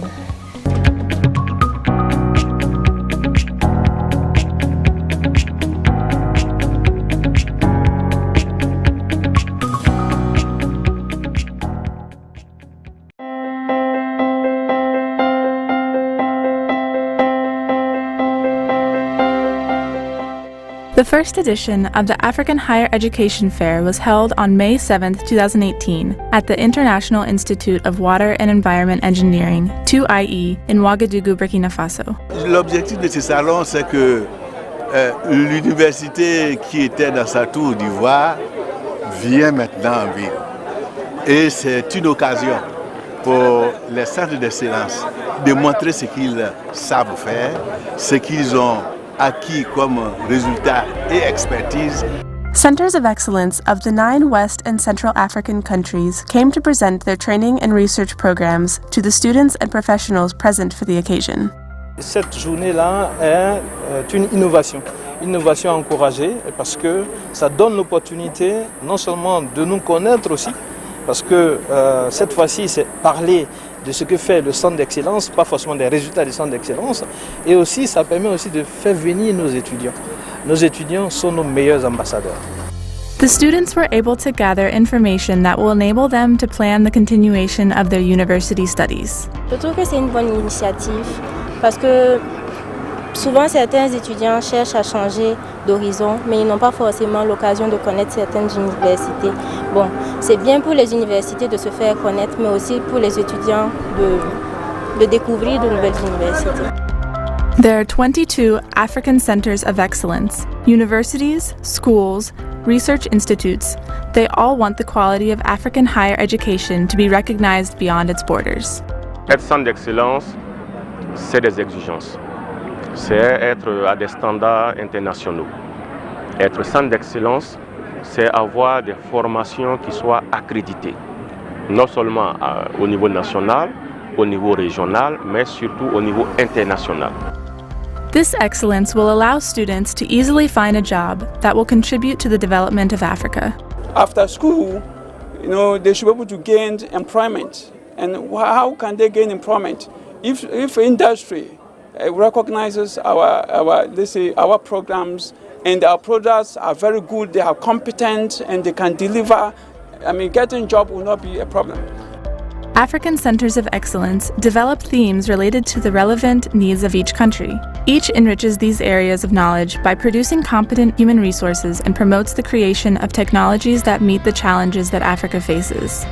We need to develop expertise, people who have the knowledge, the know-how, the technical know-how to be able to develop systems and manage them for society and for humanity. C'est pas juste un label, mais c'est aussi en fait de la rigueur, c'est de l'excellence dans la formation, dans la recherche et dans le process même en fait pédagogique.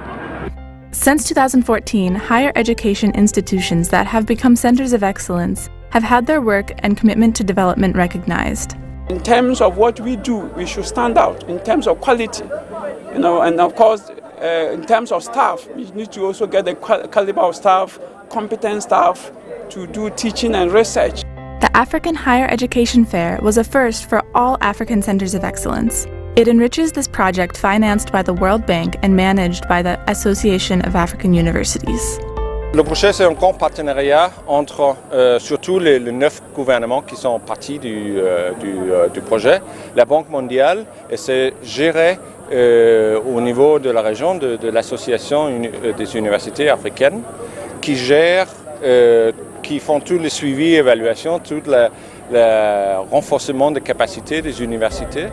Twice a year, the African Centers of Excellence meet for workshops to further reflection on this project. The workshop has been put together by the Association of African Universities. They've been the ones who have been mentoring us and giving us tremendous support. The first African Higher Education Fair offers new and diverse perspectives. It has strengthened the relevance of the network of African Centers of Excellence and its vision to promote higher education for development. Et ça fait maintenant 4 ans qu'on a ce projet. On voit qu'il y a un grand dynamisme dans les universités. Et ça, c'est important pour nous de montrer que l'Afrique peut. The World Bank project, the support that we're getting from AAU is showing us that it is possible for us across the Anglophone and Francophone Africa to collaborate and share things and build up on our strengths to improve development in the West African region.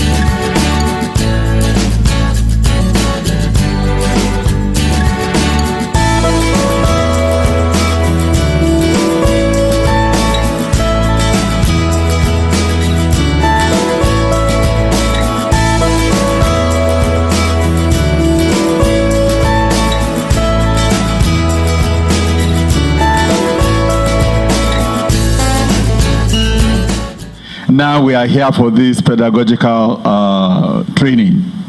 We are acquiring or renewing our understanding of the various innovative skills for catalyzing learning in our various campuses, in our various classrooms. We are talking of case method teaching. We are talking of role plays. We are talking of simulation. We are talking of technology enhanced learning. Now, having acquired all these skills, methods, and techniques, it makes us, already we are leaders in our respective spaces, heads of departments, deans, professors. But with these new skills, is added another obligation as pedagogical leaders. So what we are going to do from now on is to examine the principles of what, if we can make it in inverted quote, a good pedagogical leader. We have a number of them, not exhaustive. Collegiality is one. Reflective teaching is another. Faculty development, self-awareness, communication, and so on and so forth. But because of time, we are going to focus on these three in the meantime. That is collegiality, reflective teaching, and faculty development. With respect to collegiality, can we have ideas of what we mean or what collegiality means to us? What is collegiality? Ideas, contributions? Thank you. When we say collegiality, when we hear collegiality, what does it mean? I think it's borrowed from word colleague. Okay. Colleague. Okay. See yourself as equal in that business. Okay. Not like Oga and not like Oga at the top. What? Okay. Okay. You're okay with collegiality? Yeah. Relationship between faculty members. Good. Relationship between faculty members. The relationship is what? Only. You were saying something, Antoinette. A good relationship or a bad relationship? Yes. A good relationship, exactly. A collegial relationship. Yeah. Okay. So, basically, I think the two definitions can serve as a guide for us. First, looking at each other as equals, as colleagues, and then among faculty. So, collegiality can mean a whole range of things with respect to relationships that we build among ourselves in the academic environment. But I was trying to ask Madam Professor that is it faculty members only, or does it transcend the academic environment? It transcends. How? If there is a good relationship in the academic environment, it translates to the students. It's like home. If there is no good relationship between the couple, the children will feel it. So the students will feel it when the relationship is not good. And if it's good, the students will also feel it. So they are learning subtly relate as well.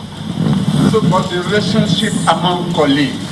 And here we can reflect on one of the best examples. Okay. Think about co-supervision.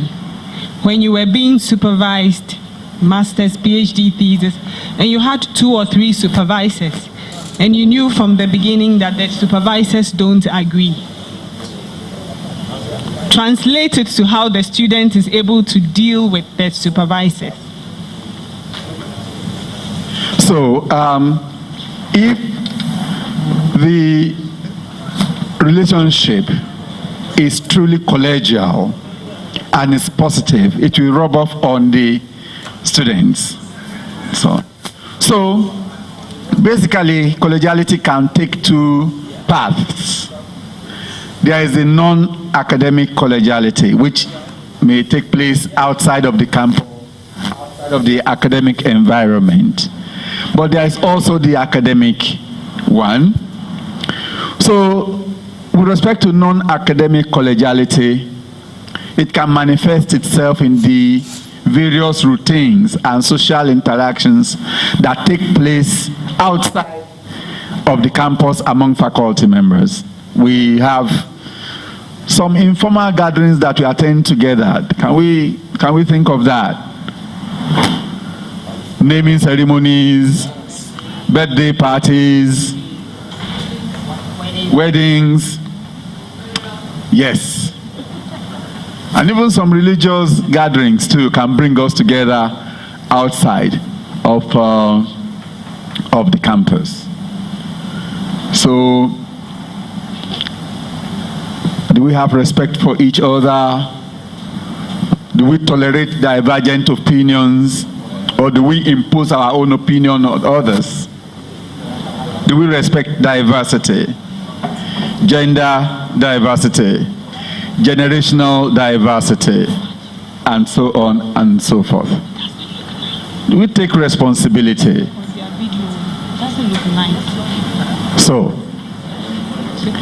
with respect to academic collegiality, this will take us to how we share workloads among ourselves. Are we fair in the distribution? Are we equitable in the distribution of the workload? They are big questions. They are big questions. They are big questions. So, what about collaboration in teaching, in research, and in community development? What about mentorship? This word is a big word in the academic environment. And it means different things to different people in different places. I've had a professor who will say, come on, I'm the one that want to mentor someone. Am I the one to be going to knock on his or her door to say, please come, let me mentor you? So, but the mentee is so scared of actually walking towards this big professor. How do I even start to introduce myself to this person? The way it plays out in different contexts. How do we break it? How do we unpack it? How do we innovate it?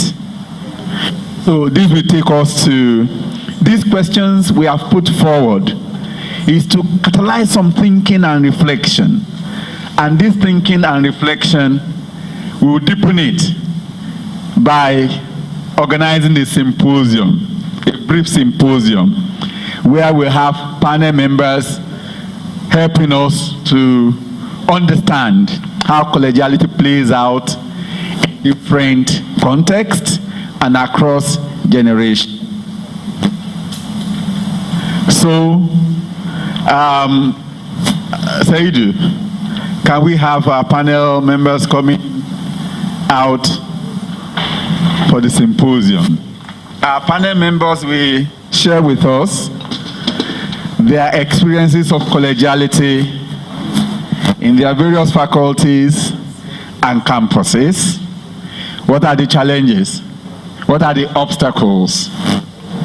What are the dimensions that collegiality takes in different spaces? Like I said, I'm from the Faculty of Public Health. I'm a lecturer on academic staff there, so thank you for now. Okay, I'm Catherine Chowen. I'm from the Department of Psychology. Omoyemi Ogumike from Physiotherapy Department, College of Medicine, University of Ibadan.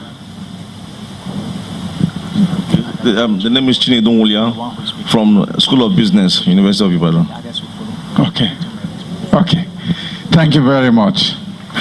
So I'll begin with Catherine, while being gender sensitive and being aware and compliant. So Catherine, can you get us into how collegiality plays out? in your faculty, in your department? Okay, let me focus on my department. Okay. And a little on the faculty. Okay. When I came in, I was, I think there were just 2 females in the department when I joined the department. And I was... That was how long ago, please? 22 or 3 years ago. Yes, okay. So I was expecting a situation in which we'll be given direction as to what to do. But, you know, we're 4 in my set that particular year. And we're just grappling, you know, trying to navigate blindly because there wasn't a sense of direction. It was after that we got to realize that in Faculty of Arts, for example, in Faculty of Education, they had just some kind of informal mentoring as to how to move, when to publish, where to publish, how many papers per, you know, just a guide as to what to do, but we didn't have that. So we're just moving and moving, you try this, you try that, and you know, combined with that was the home front. So that in a way affected progression for me in particular, because I had a colleague, while then my husband was doing school run in the morning, I was doing it in the afternoon, and I was exam coordinator. When you are done and you say you want to go and pick your children, my HOD then will say, no, it's not yet time. And sometimes we stay there until 6. It's not yet time to pick your kids in school? Yes.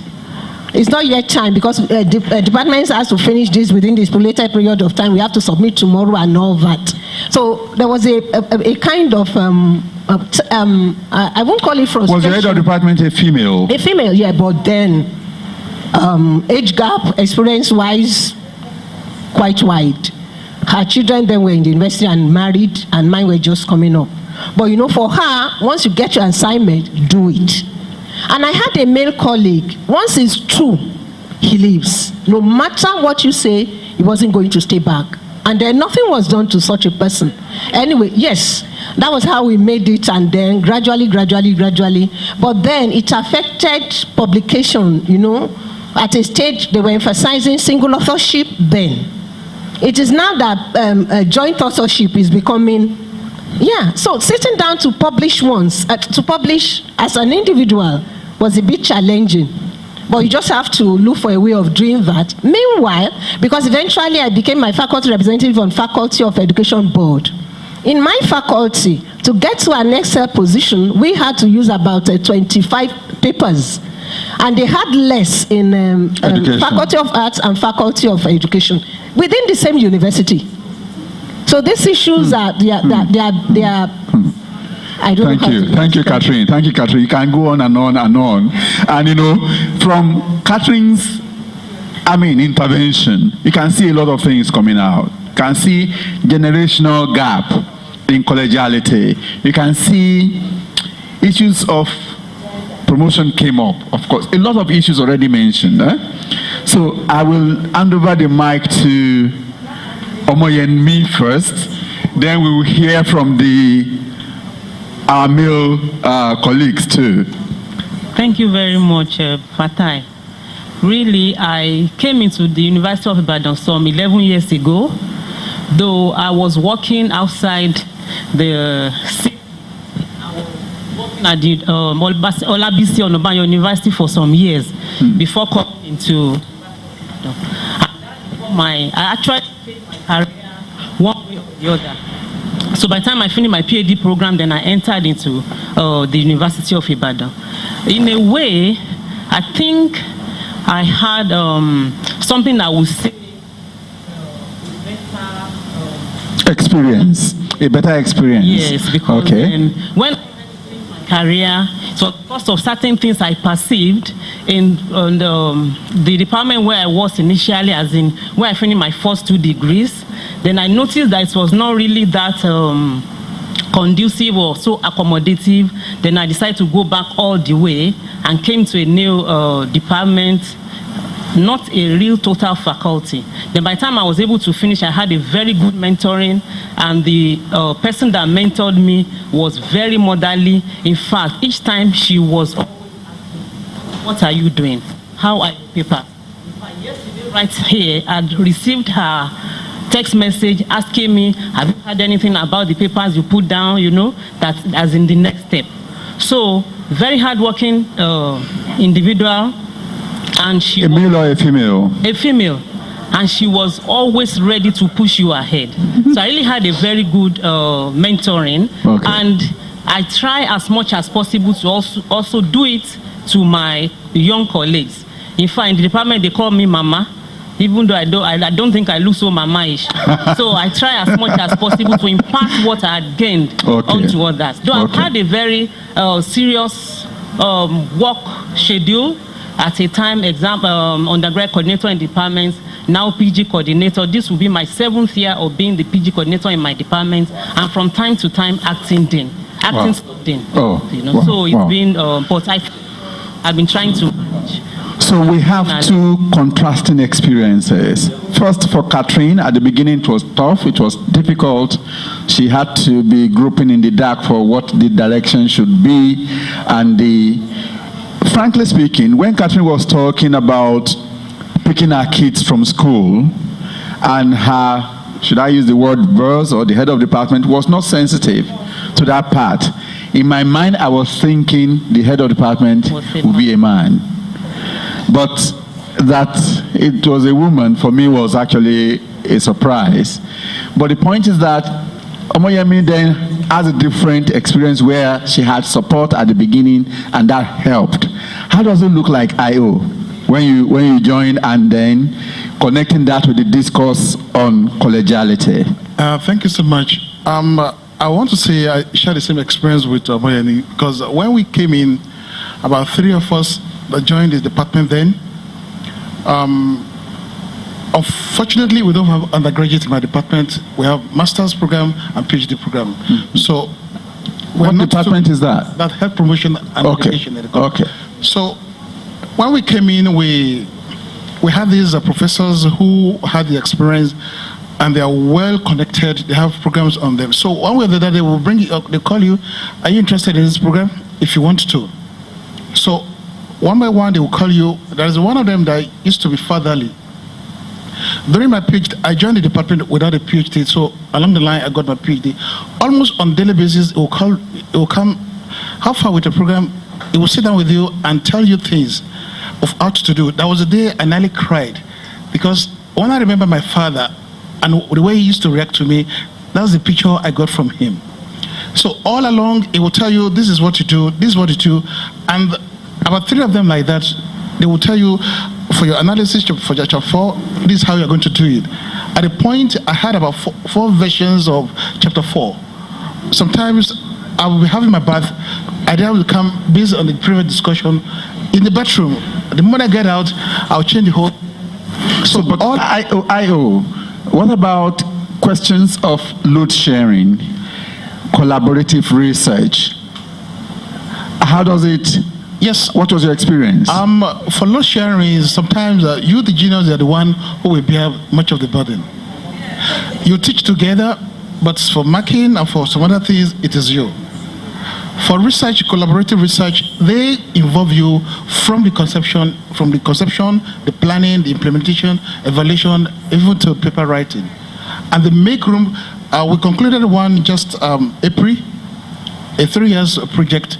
We had about maybe 5-6 papers, about 3 countries, including Swiss. So we had about 6 papers from Nigeria, some from Zambia, the other one from South Africa. The lead investigator is from Swiss. So who directs? So for paper and the stuff, we have. So IO, this you're painting a very good picture.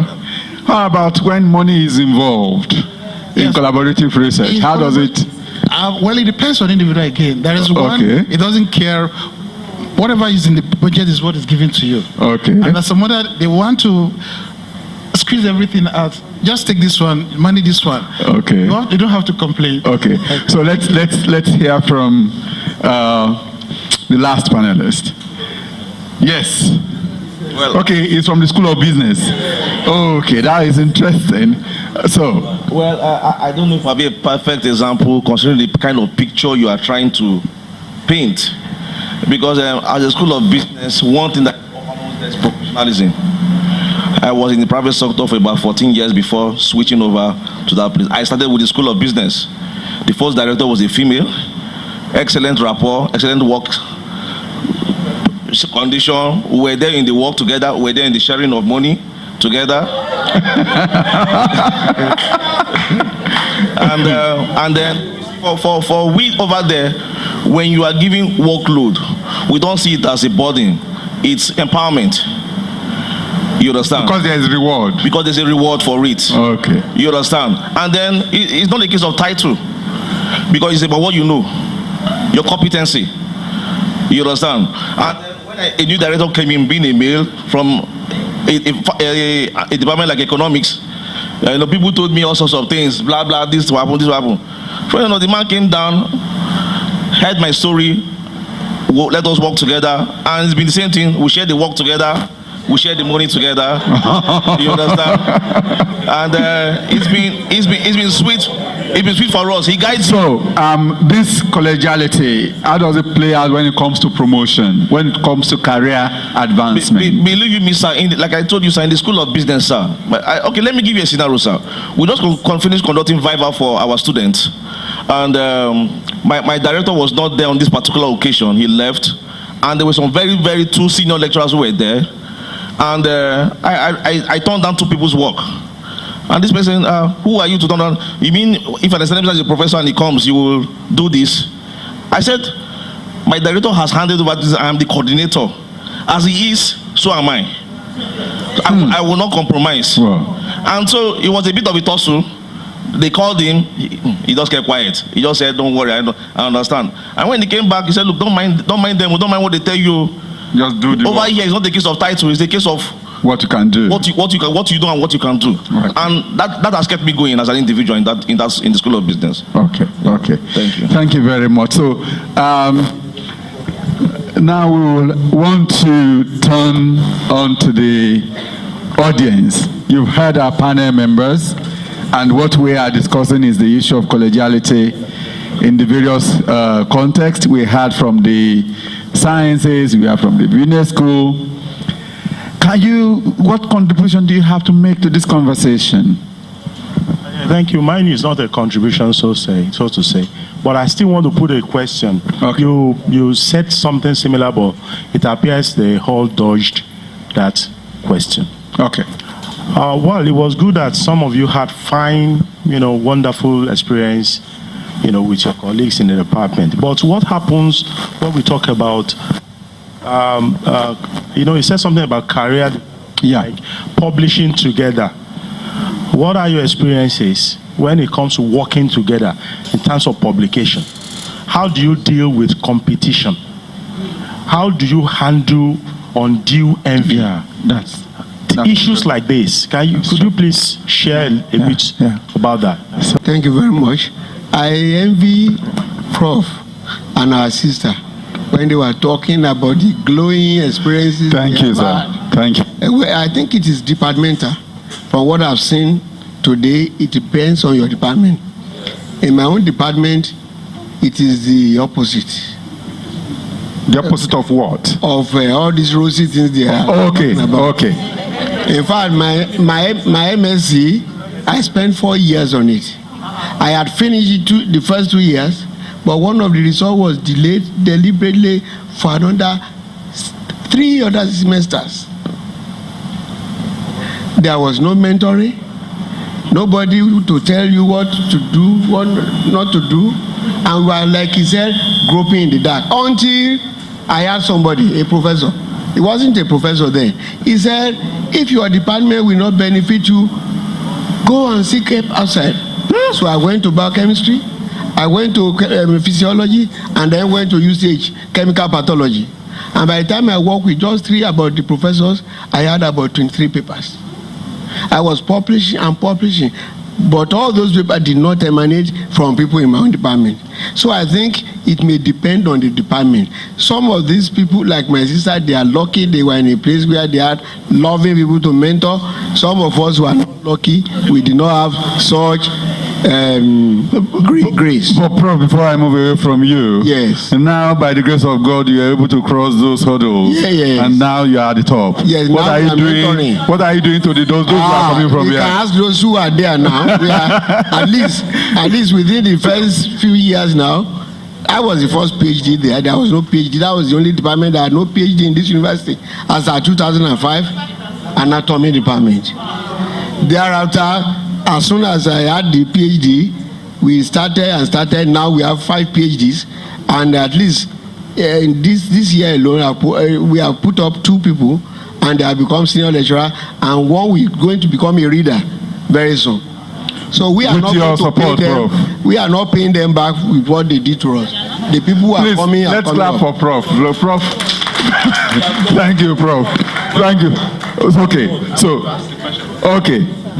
Please, sir, my question is this. We have been talking about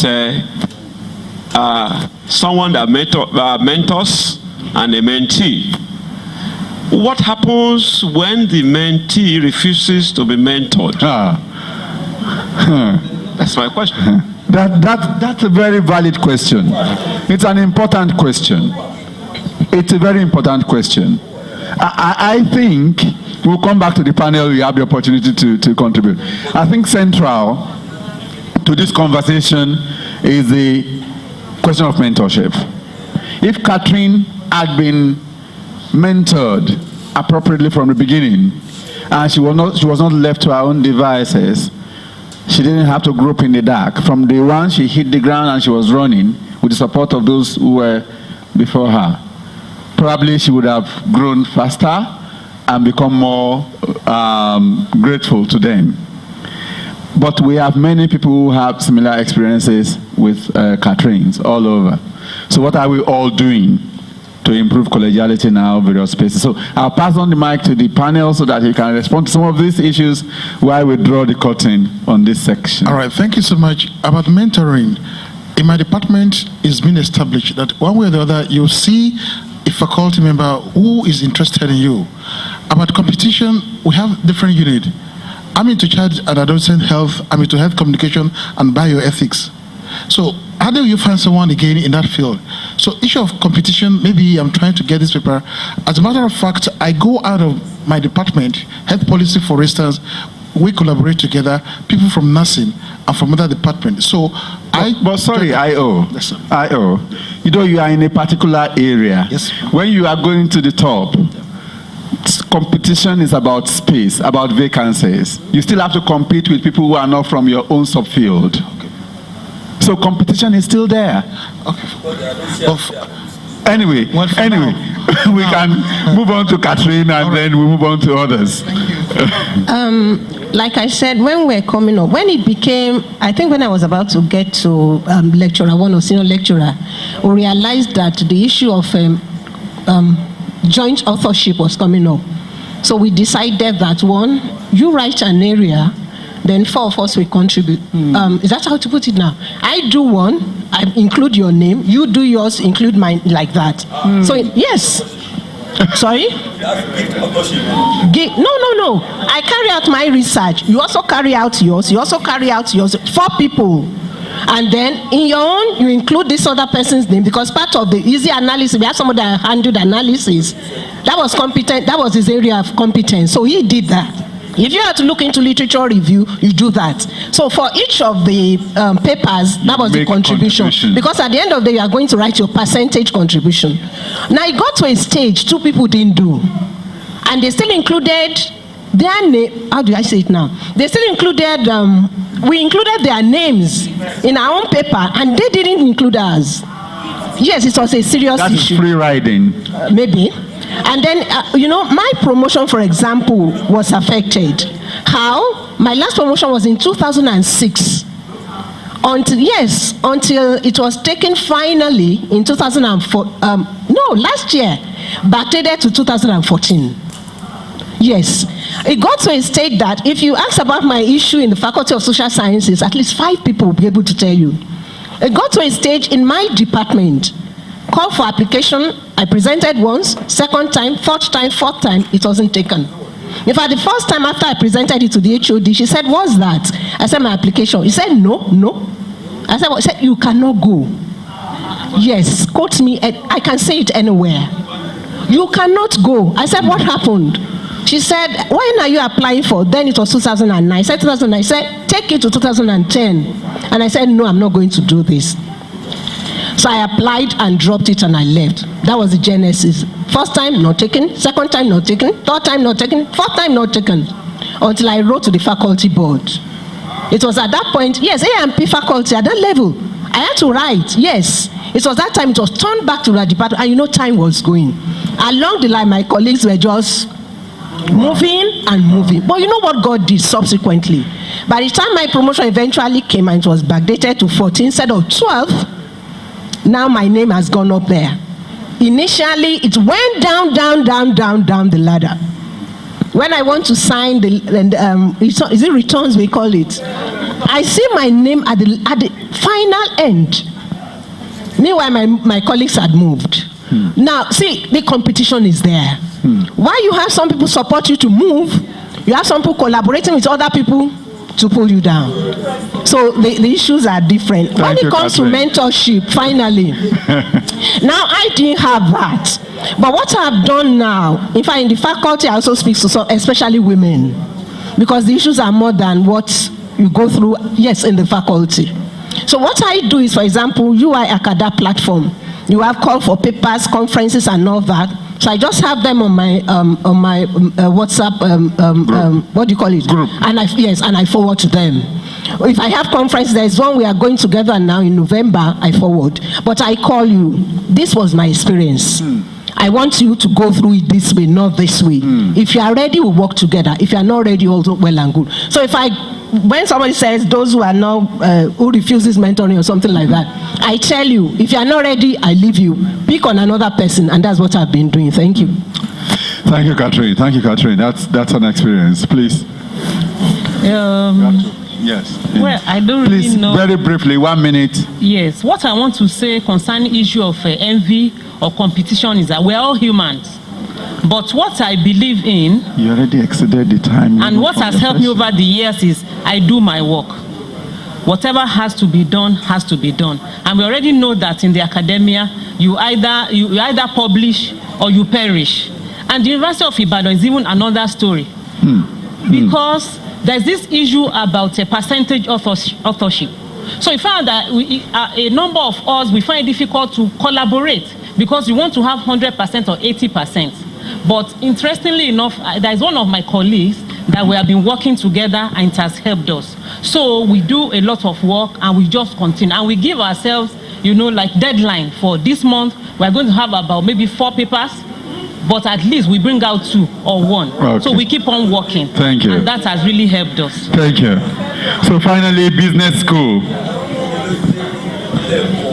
Well, I will start by saying I don't know if I'm a perfect example to fit into all these stories. But first of all, business school is relatively young, 4 years, and there's not much of faculty yet to probably cause all this rank and acrimony that I hear of and everything. It exists quite all right. I've had my own fair share in different ways. But for me, I know this is an academic environment, but this is what has worked for me. And it's my secret formula. You understand? I have learned in life not to look up to men. I have friends, I have rapport, I have leaders, I have mentors, but I don't look up to them for my progress in life. It has worked for me because there have been cases where they have said all sorts of things about me. And the very people that they are reporting me to is the same person defending me. And then the person that later goes, okay, if I take away this job from this person, are you ready to look what this person is doing? Even when there's no money, he's willing to bring out money from his own pocket to do it. Are you ready to do it? Once they get to ask that question, everybody starts retreating. I only come back later on to hear this was what was said, this was what was done. For me, it has always been, forgive me, God all the way for me. Thank you very much. Thank you. I think we are about to have an important contribution from the back. So, good day, everyone. Please open it and set it. Good day, everyone. I am Gray GKMA all the way from Jos. There are other people from Jos here too. The topic is so interesting that I can't be here and keep quiet. So please permit me. I'll be very brief. In a digital era, that's an age of information and communication technology, I feel that some of us who are mentors need to be counseled so that we'll cope with the era. Otherwise, if our mentees notice that we are deficient in some areas, they won't tell us for fear of being victimized by them. Some can do that. They may keep quiet. And this is why, as a mentor, you have to be up to date in the area of the current technology, so that you will not be digitally challenged. If we describe you as a professor of 20 years, 30 years, that is digitally challenged, is a problem. And this is why I have this for us. For instance, how many of us called mentors can use the smart board, what we call the whiteboard? Some universities in America call it blackboard. As you are doing a presentation on mentoring, you minimize the slides and surf the net so that your mentee, your candidate, PhD candidate will know that you are competent, you are alive, and not the other way around. The other way around is that some of these people call our mentees are more competent when it comes to the use of the computer and the internet. And it brings shame to me. I'm not happy about that. What about, some of us talk of PDF, portable file document. And you're a mentor, you don't know the meaning of that. You can't convert from Microsoft Word to PDF and vice versa. You want a software, your candidate, your mentor is looking at you, he's laughing at you. He knows that you have a problem. And no, it's not a laughing matter, it's a very sad thing. What about the use of softwares and statistical packages, such as the SPSS, AP Info? Can you use it? You know how to use it to guide your student when it comes to data analysis. You should know how to do that. If you enter an American classroom now to do a presentation, nobody will help you. The students are watching you, CCTV, they're evaluating you to know your ability to analyze data, to guide your students very well. You may have all the ideas, all the concepts about Karl Marx, Lenin, and so on in sociology, but if you don't know how to deliver your course digitally, you have a problem, and we'll have to think about that. Many of us in the social sciences make noise about the APA side, whereas they don't know what it is. Where there should be maybe the ampersand, before the ampersand there should be a comma. If you send your work to me as an assessor at that level, for that alone, your paper will be moving back and forth to disgrace you before your student. It's very important. Now, many people make noise about the APA. And digitally, if you want to do the APA side, you can do it without pains. You put the cursor, second line, and then indent. It does it all. If you don't know how to use the computer to do the referencing, there are many references styles. It's not the APA, you have the Chicago and so on and so on. But for us in social science, information psychology, I'm a professor of psychology and social work. And so on. The Excel is a very stubborn thing to use in computer resource. The Excel. You can use it to, order names alphabetically. And then summary too can be done. How many A's and so on, if you know how to do that. Don't allow a student to teach you that. It's a shame if you allow your student to do that. His perception of you will be you are a mediocre, you have deficiency, and so on. Colleagues, there are many things to be said, but the important thing is that in delivering course, try to be up to date in the area of the use of the computer and the internet. I am Professor Gray, Gozeme GKMA, the DVC admin, University of Jos. You're welcome, Professor. Thank you very much. Thank you very much for this passionate intervention. And I think this is why we are here with PEDAL. When we leave this place, we will be better pedagogical leaders in our various campuses. Professor Aruna, I think we have to take Professor Aruna. No, we have to take. Don't worry. Please. Thank you very much. Somebody mentioned the issue of the mentee refusing to be mentored. And I think it was not very much addressed. Well, let us not assume that all of us here have from the bottom of our hearts to be teachers. Some are here because of accidental discharge, in the sense that they are accidental teachers. That was not what they wanted to be. So definitely, you will have that category. And how to deal with that category is actually patience.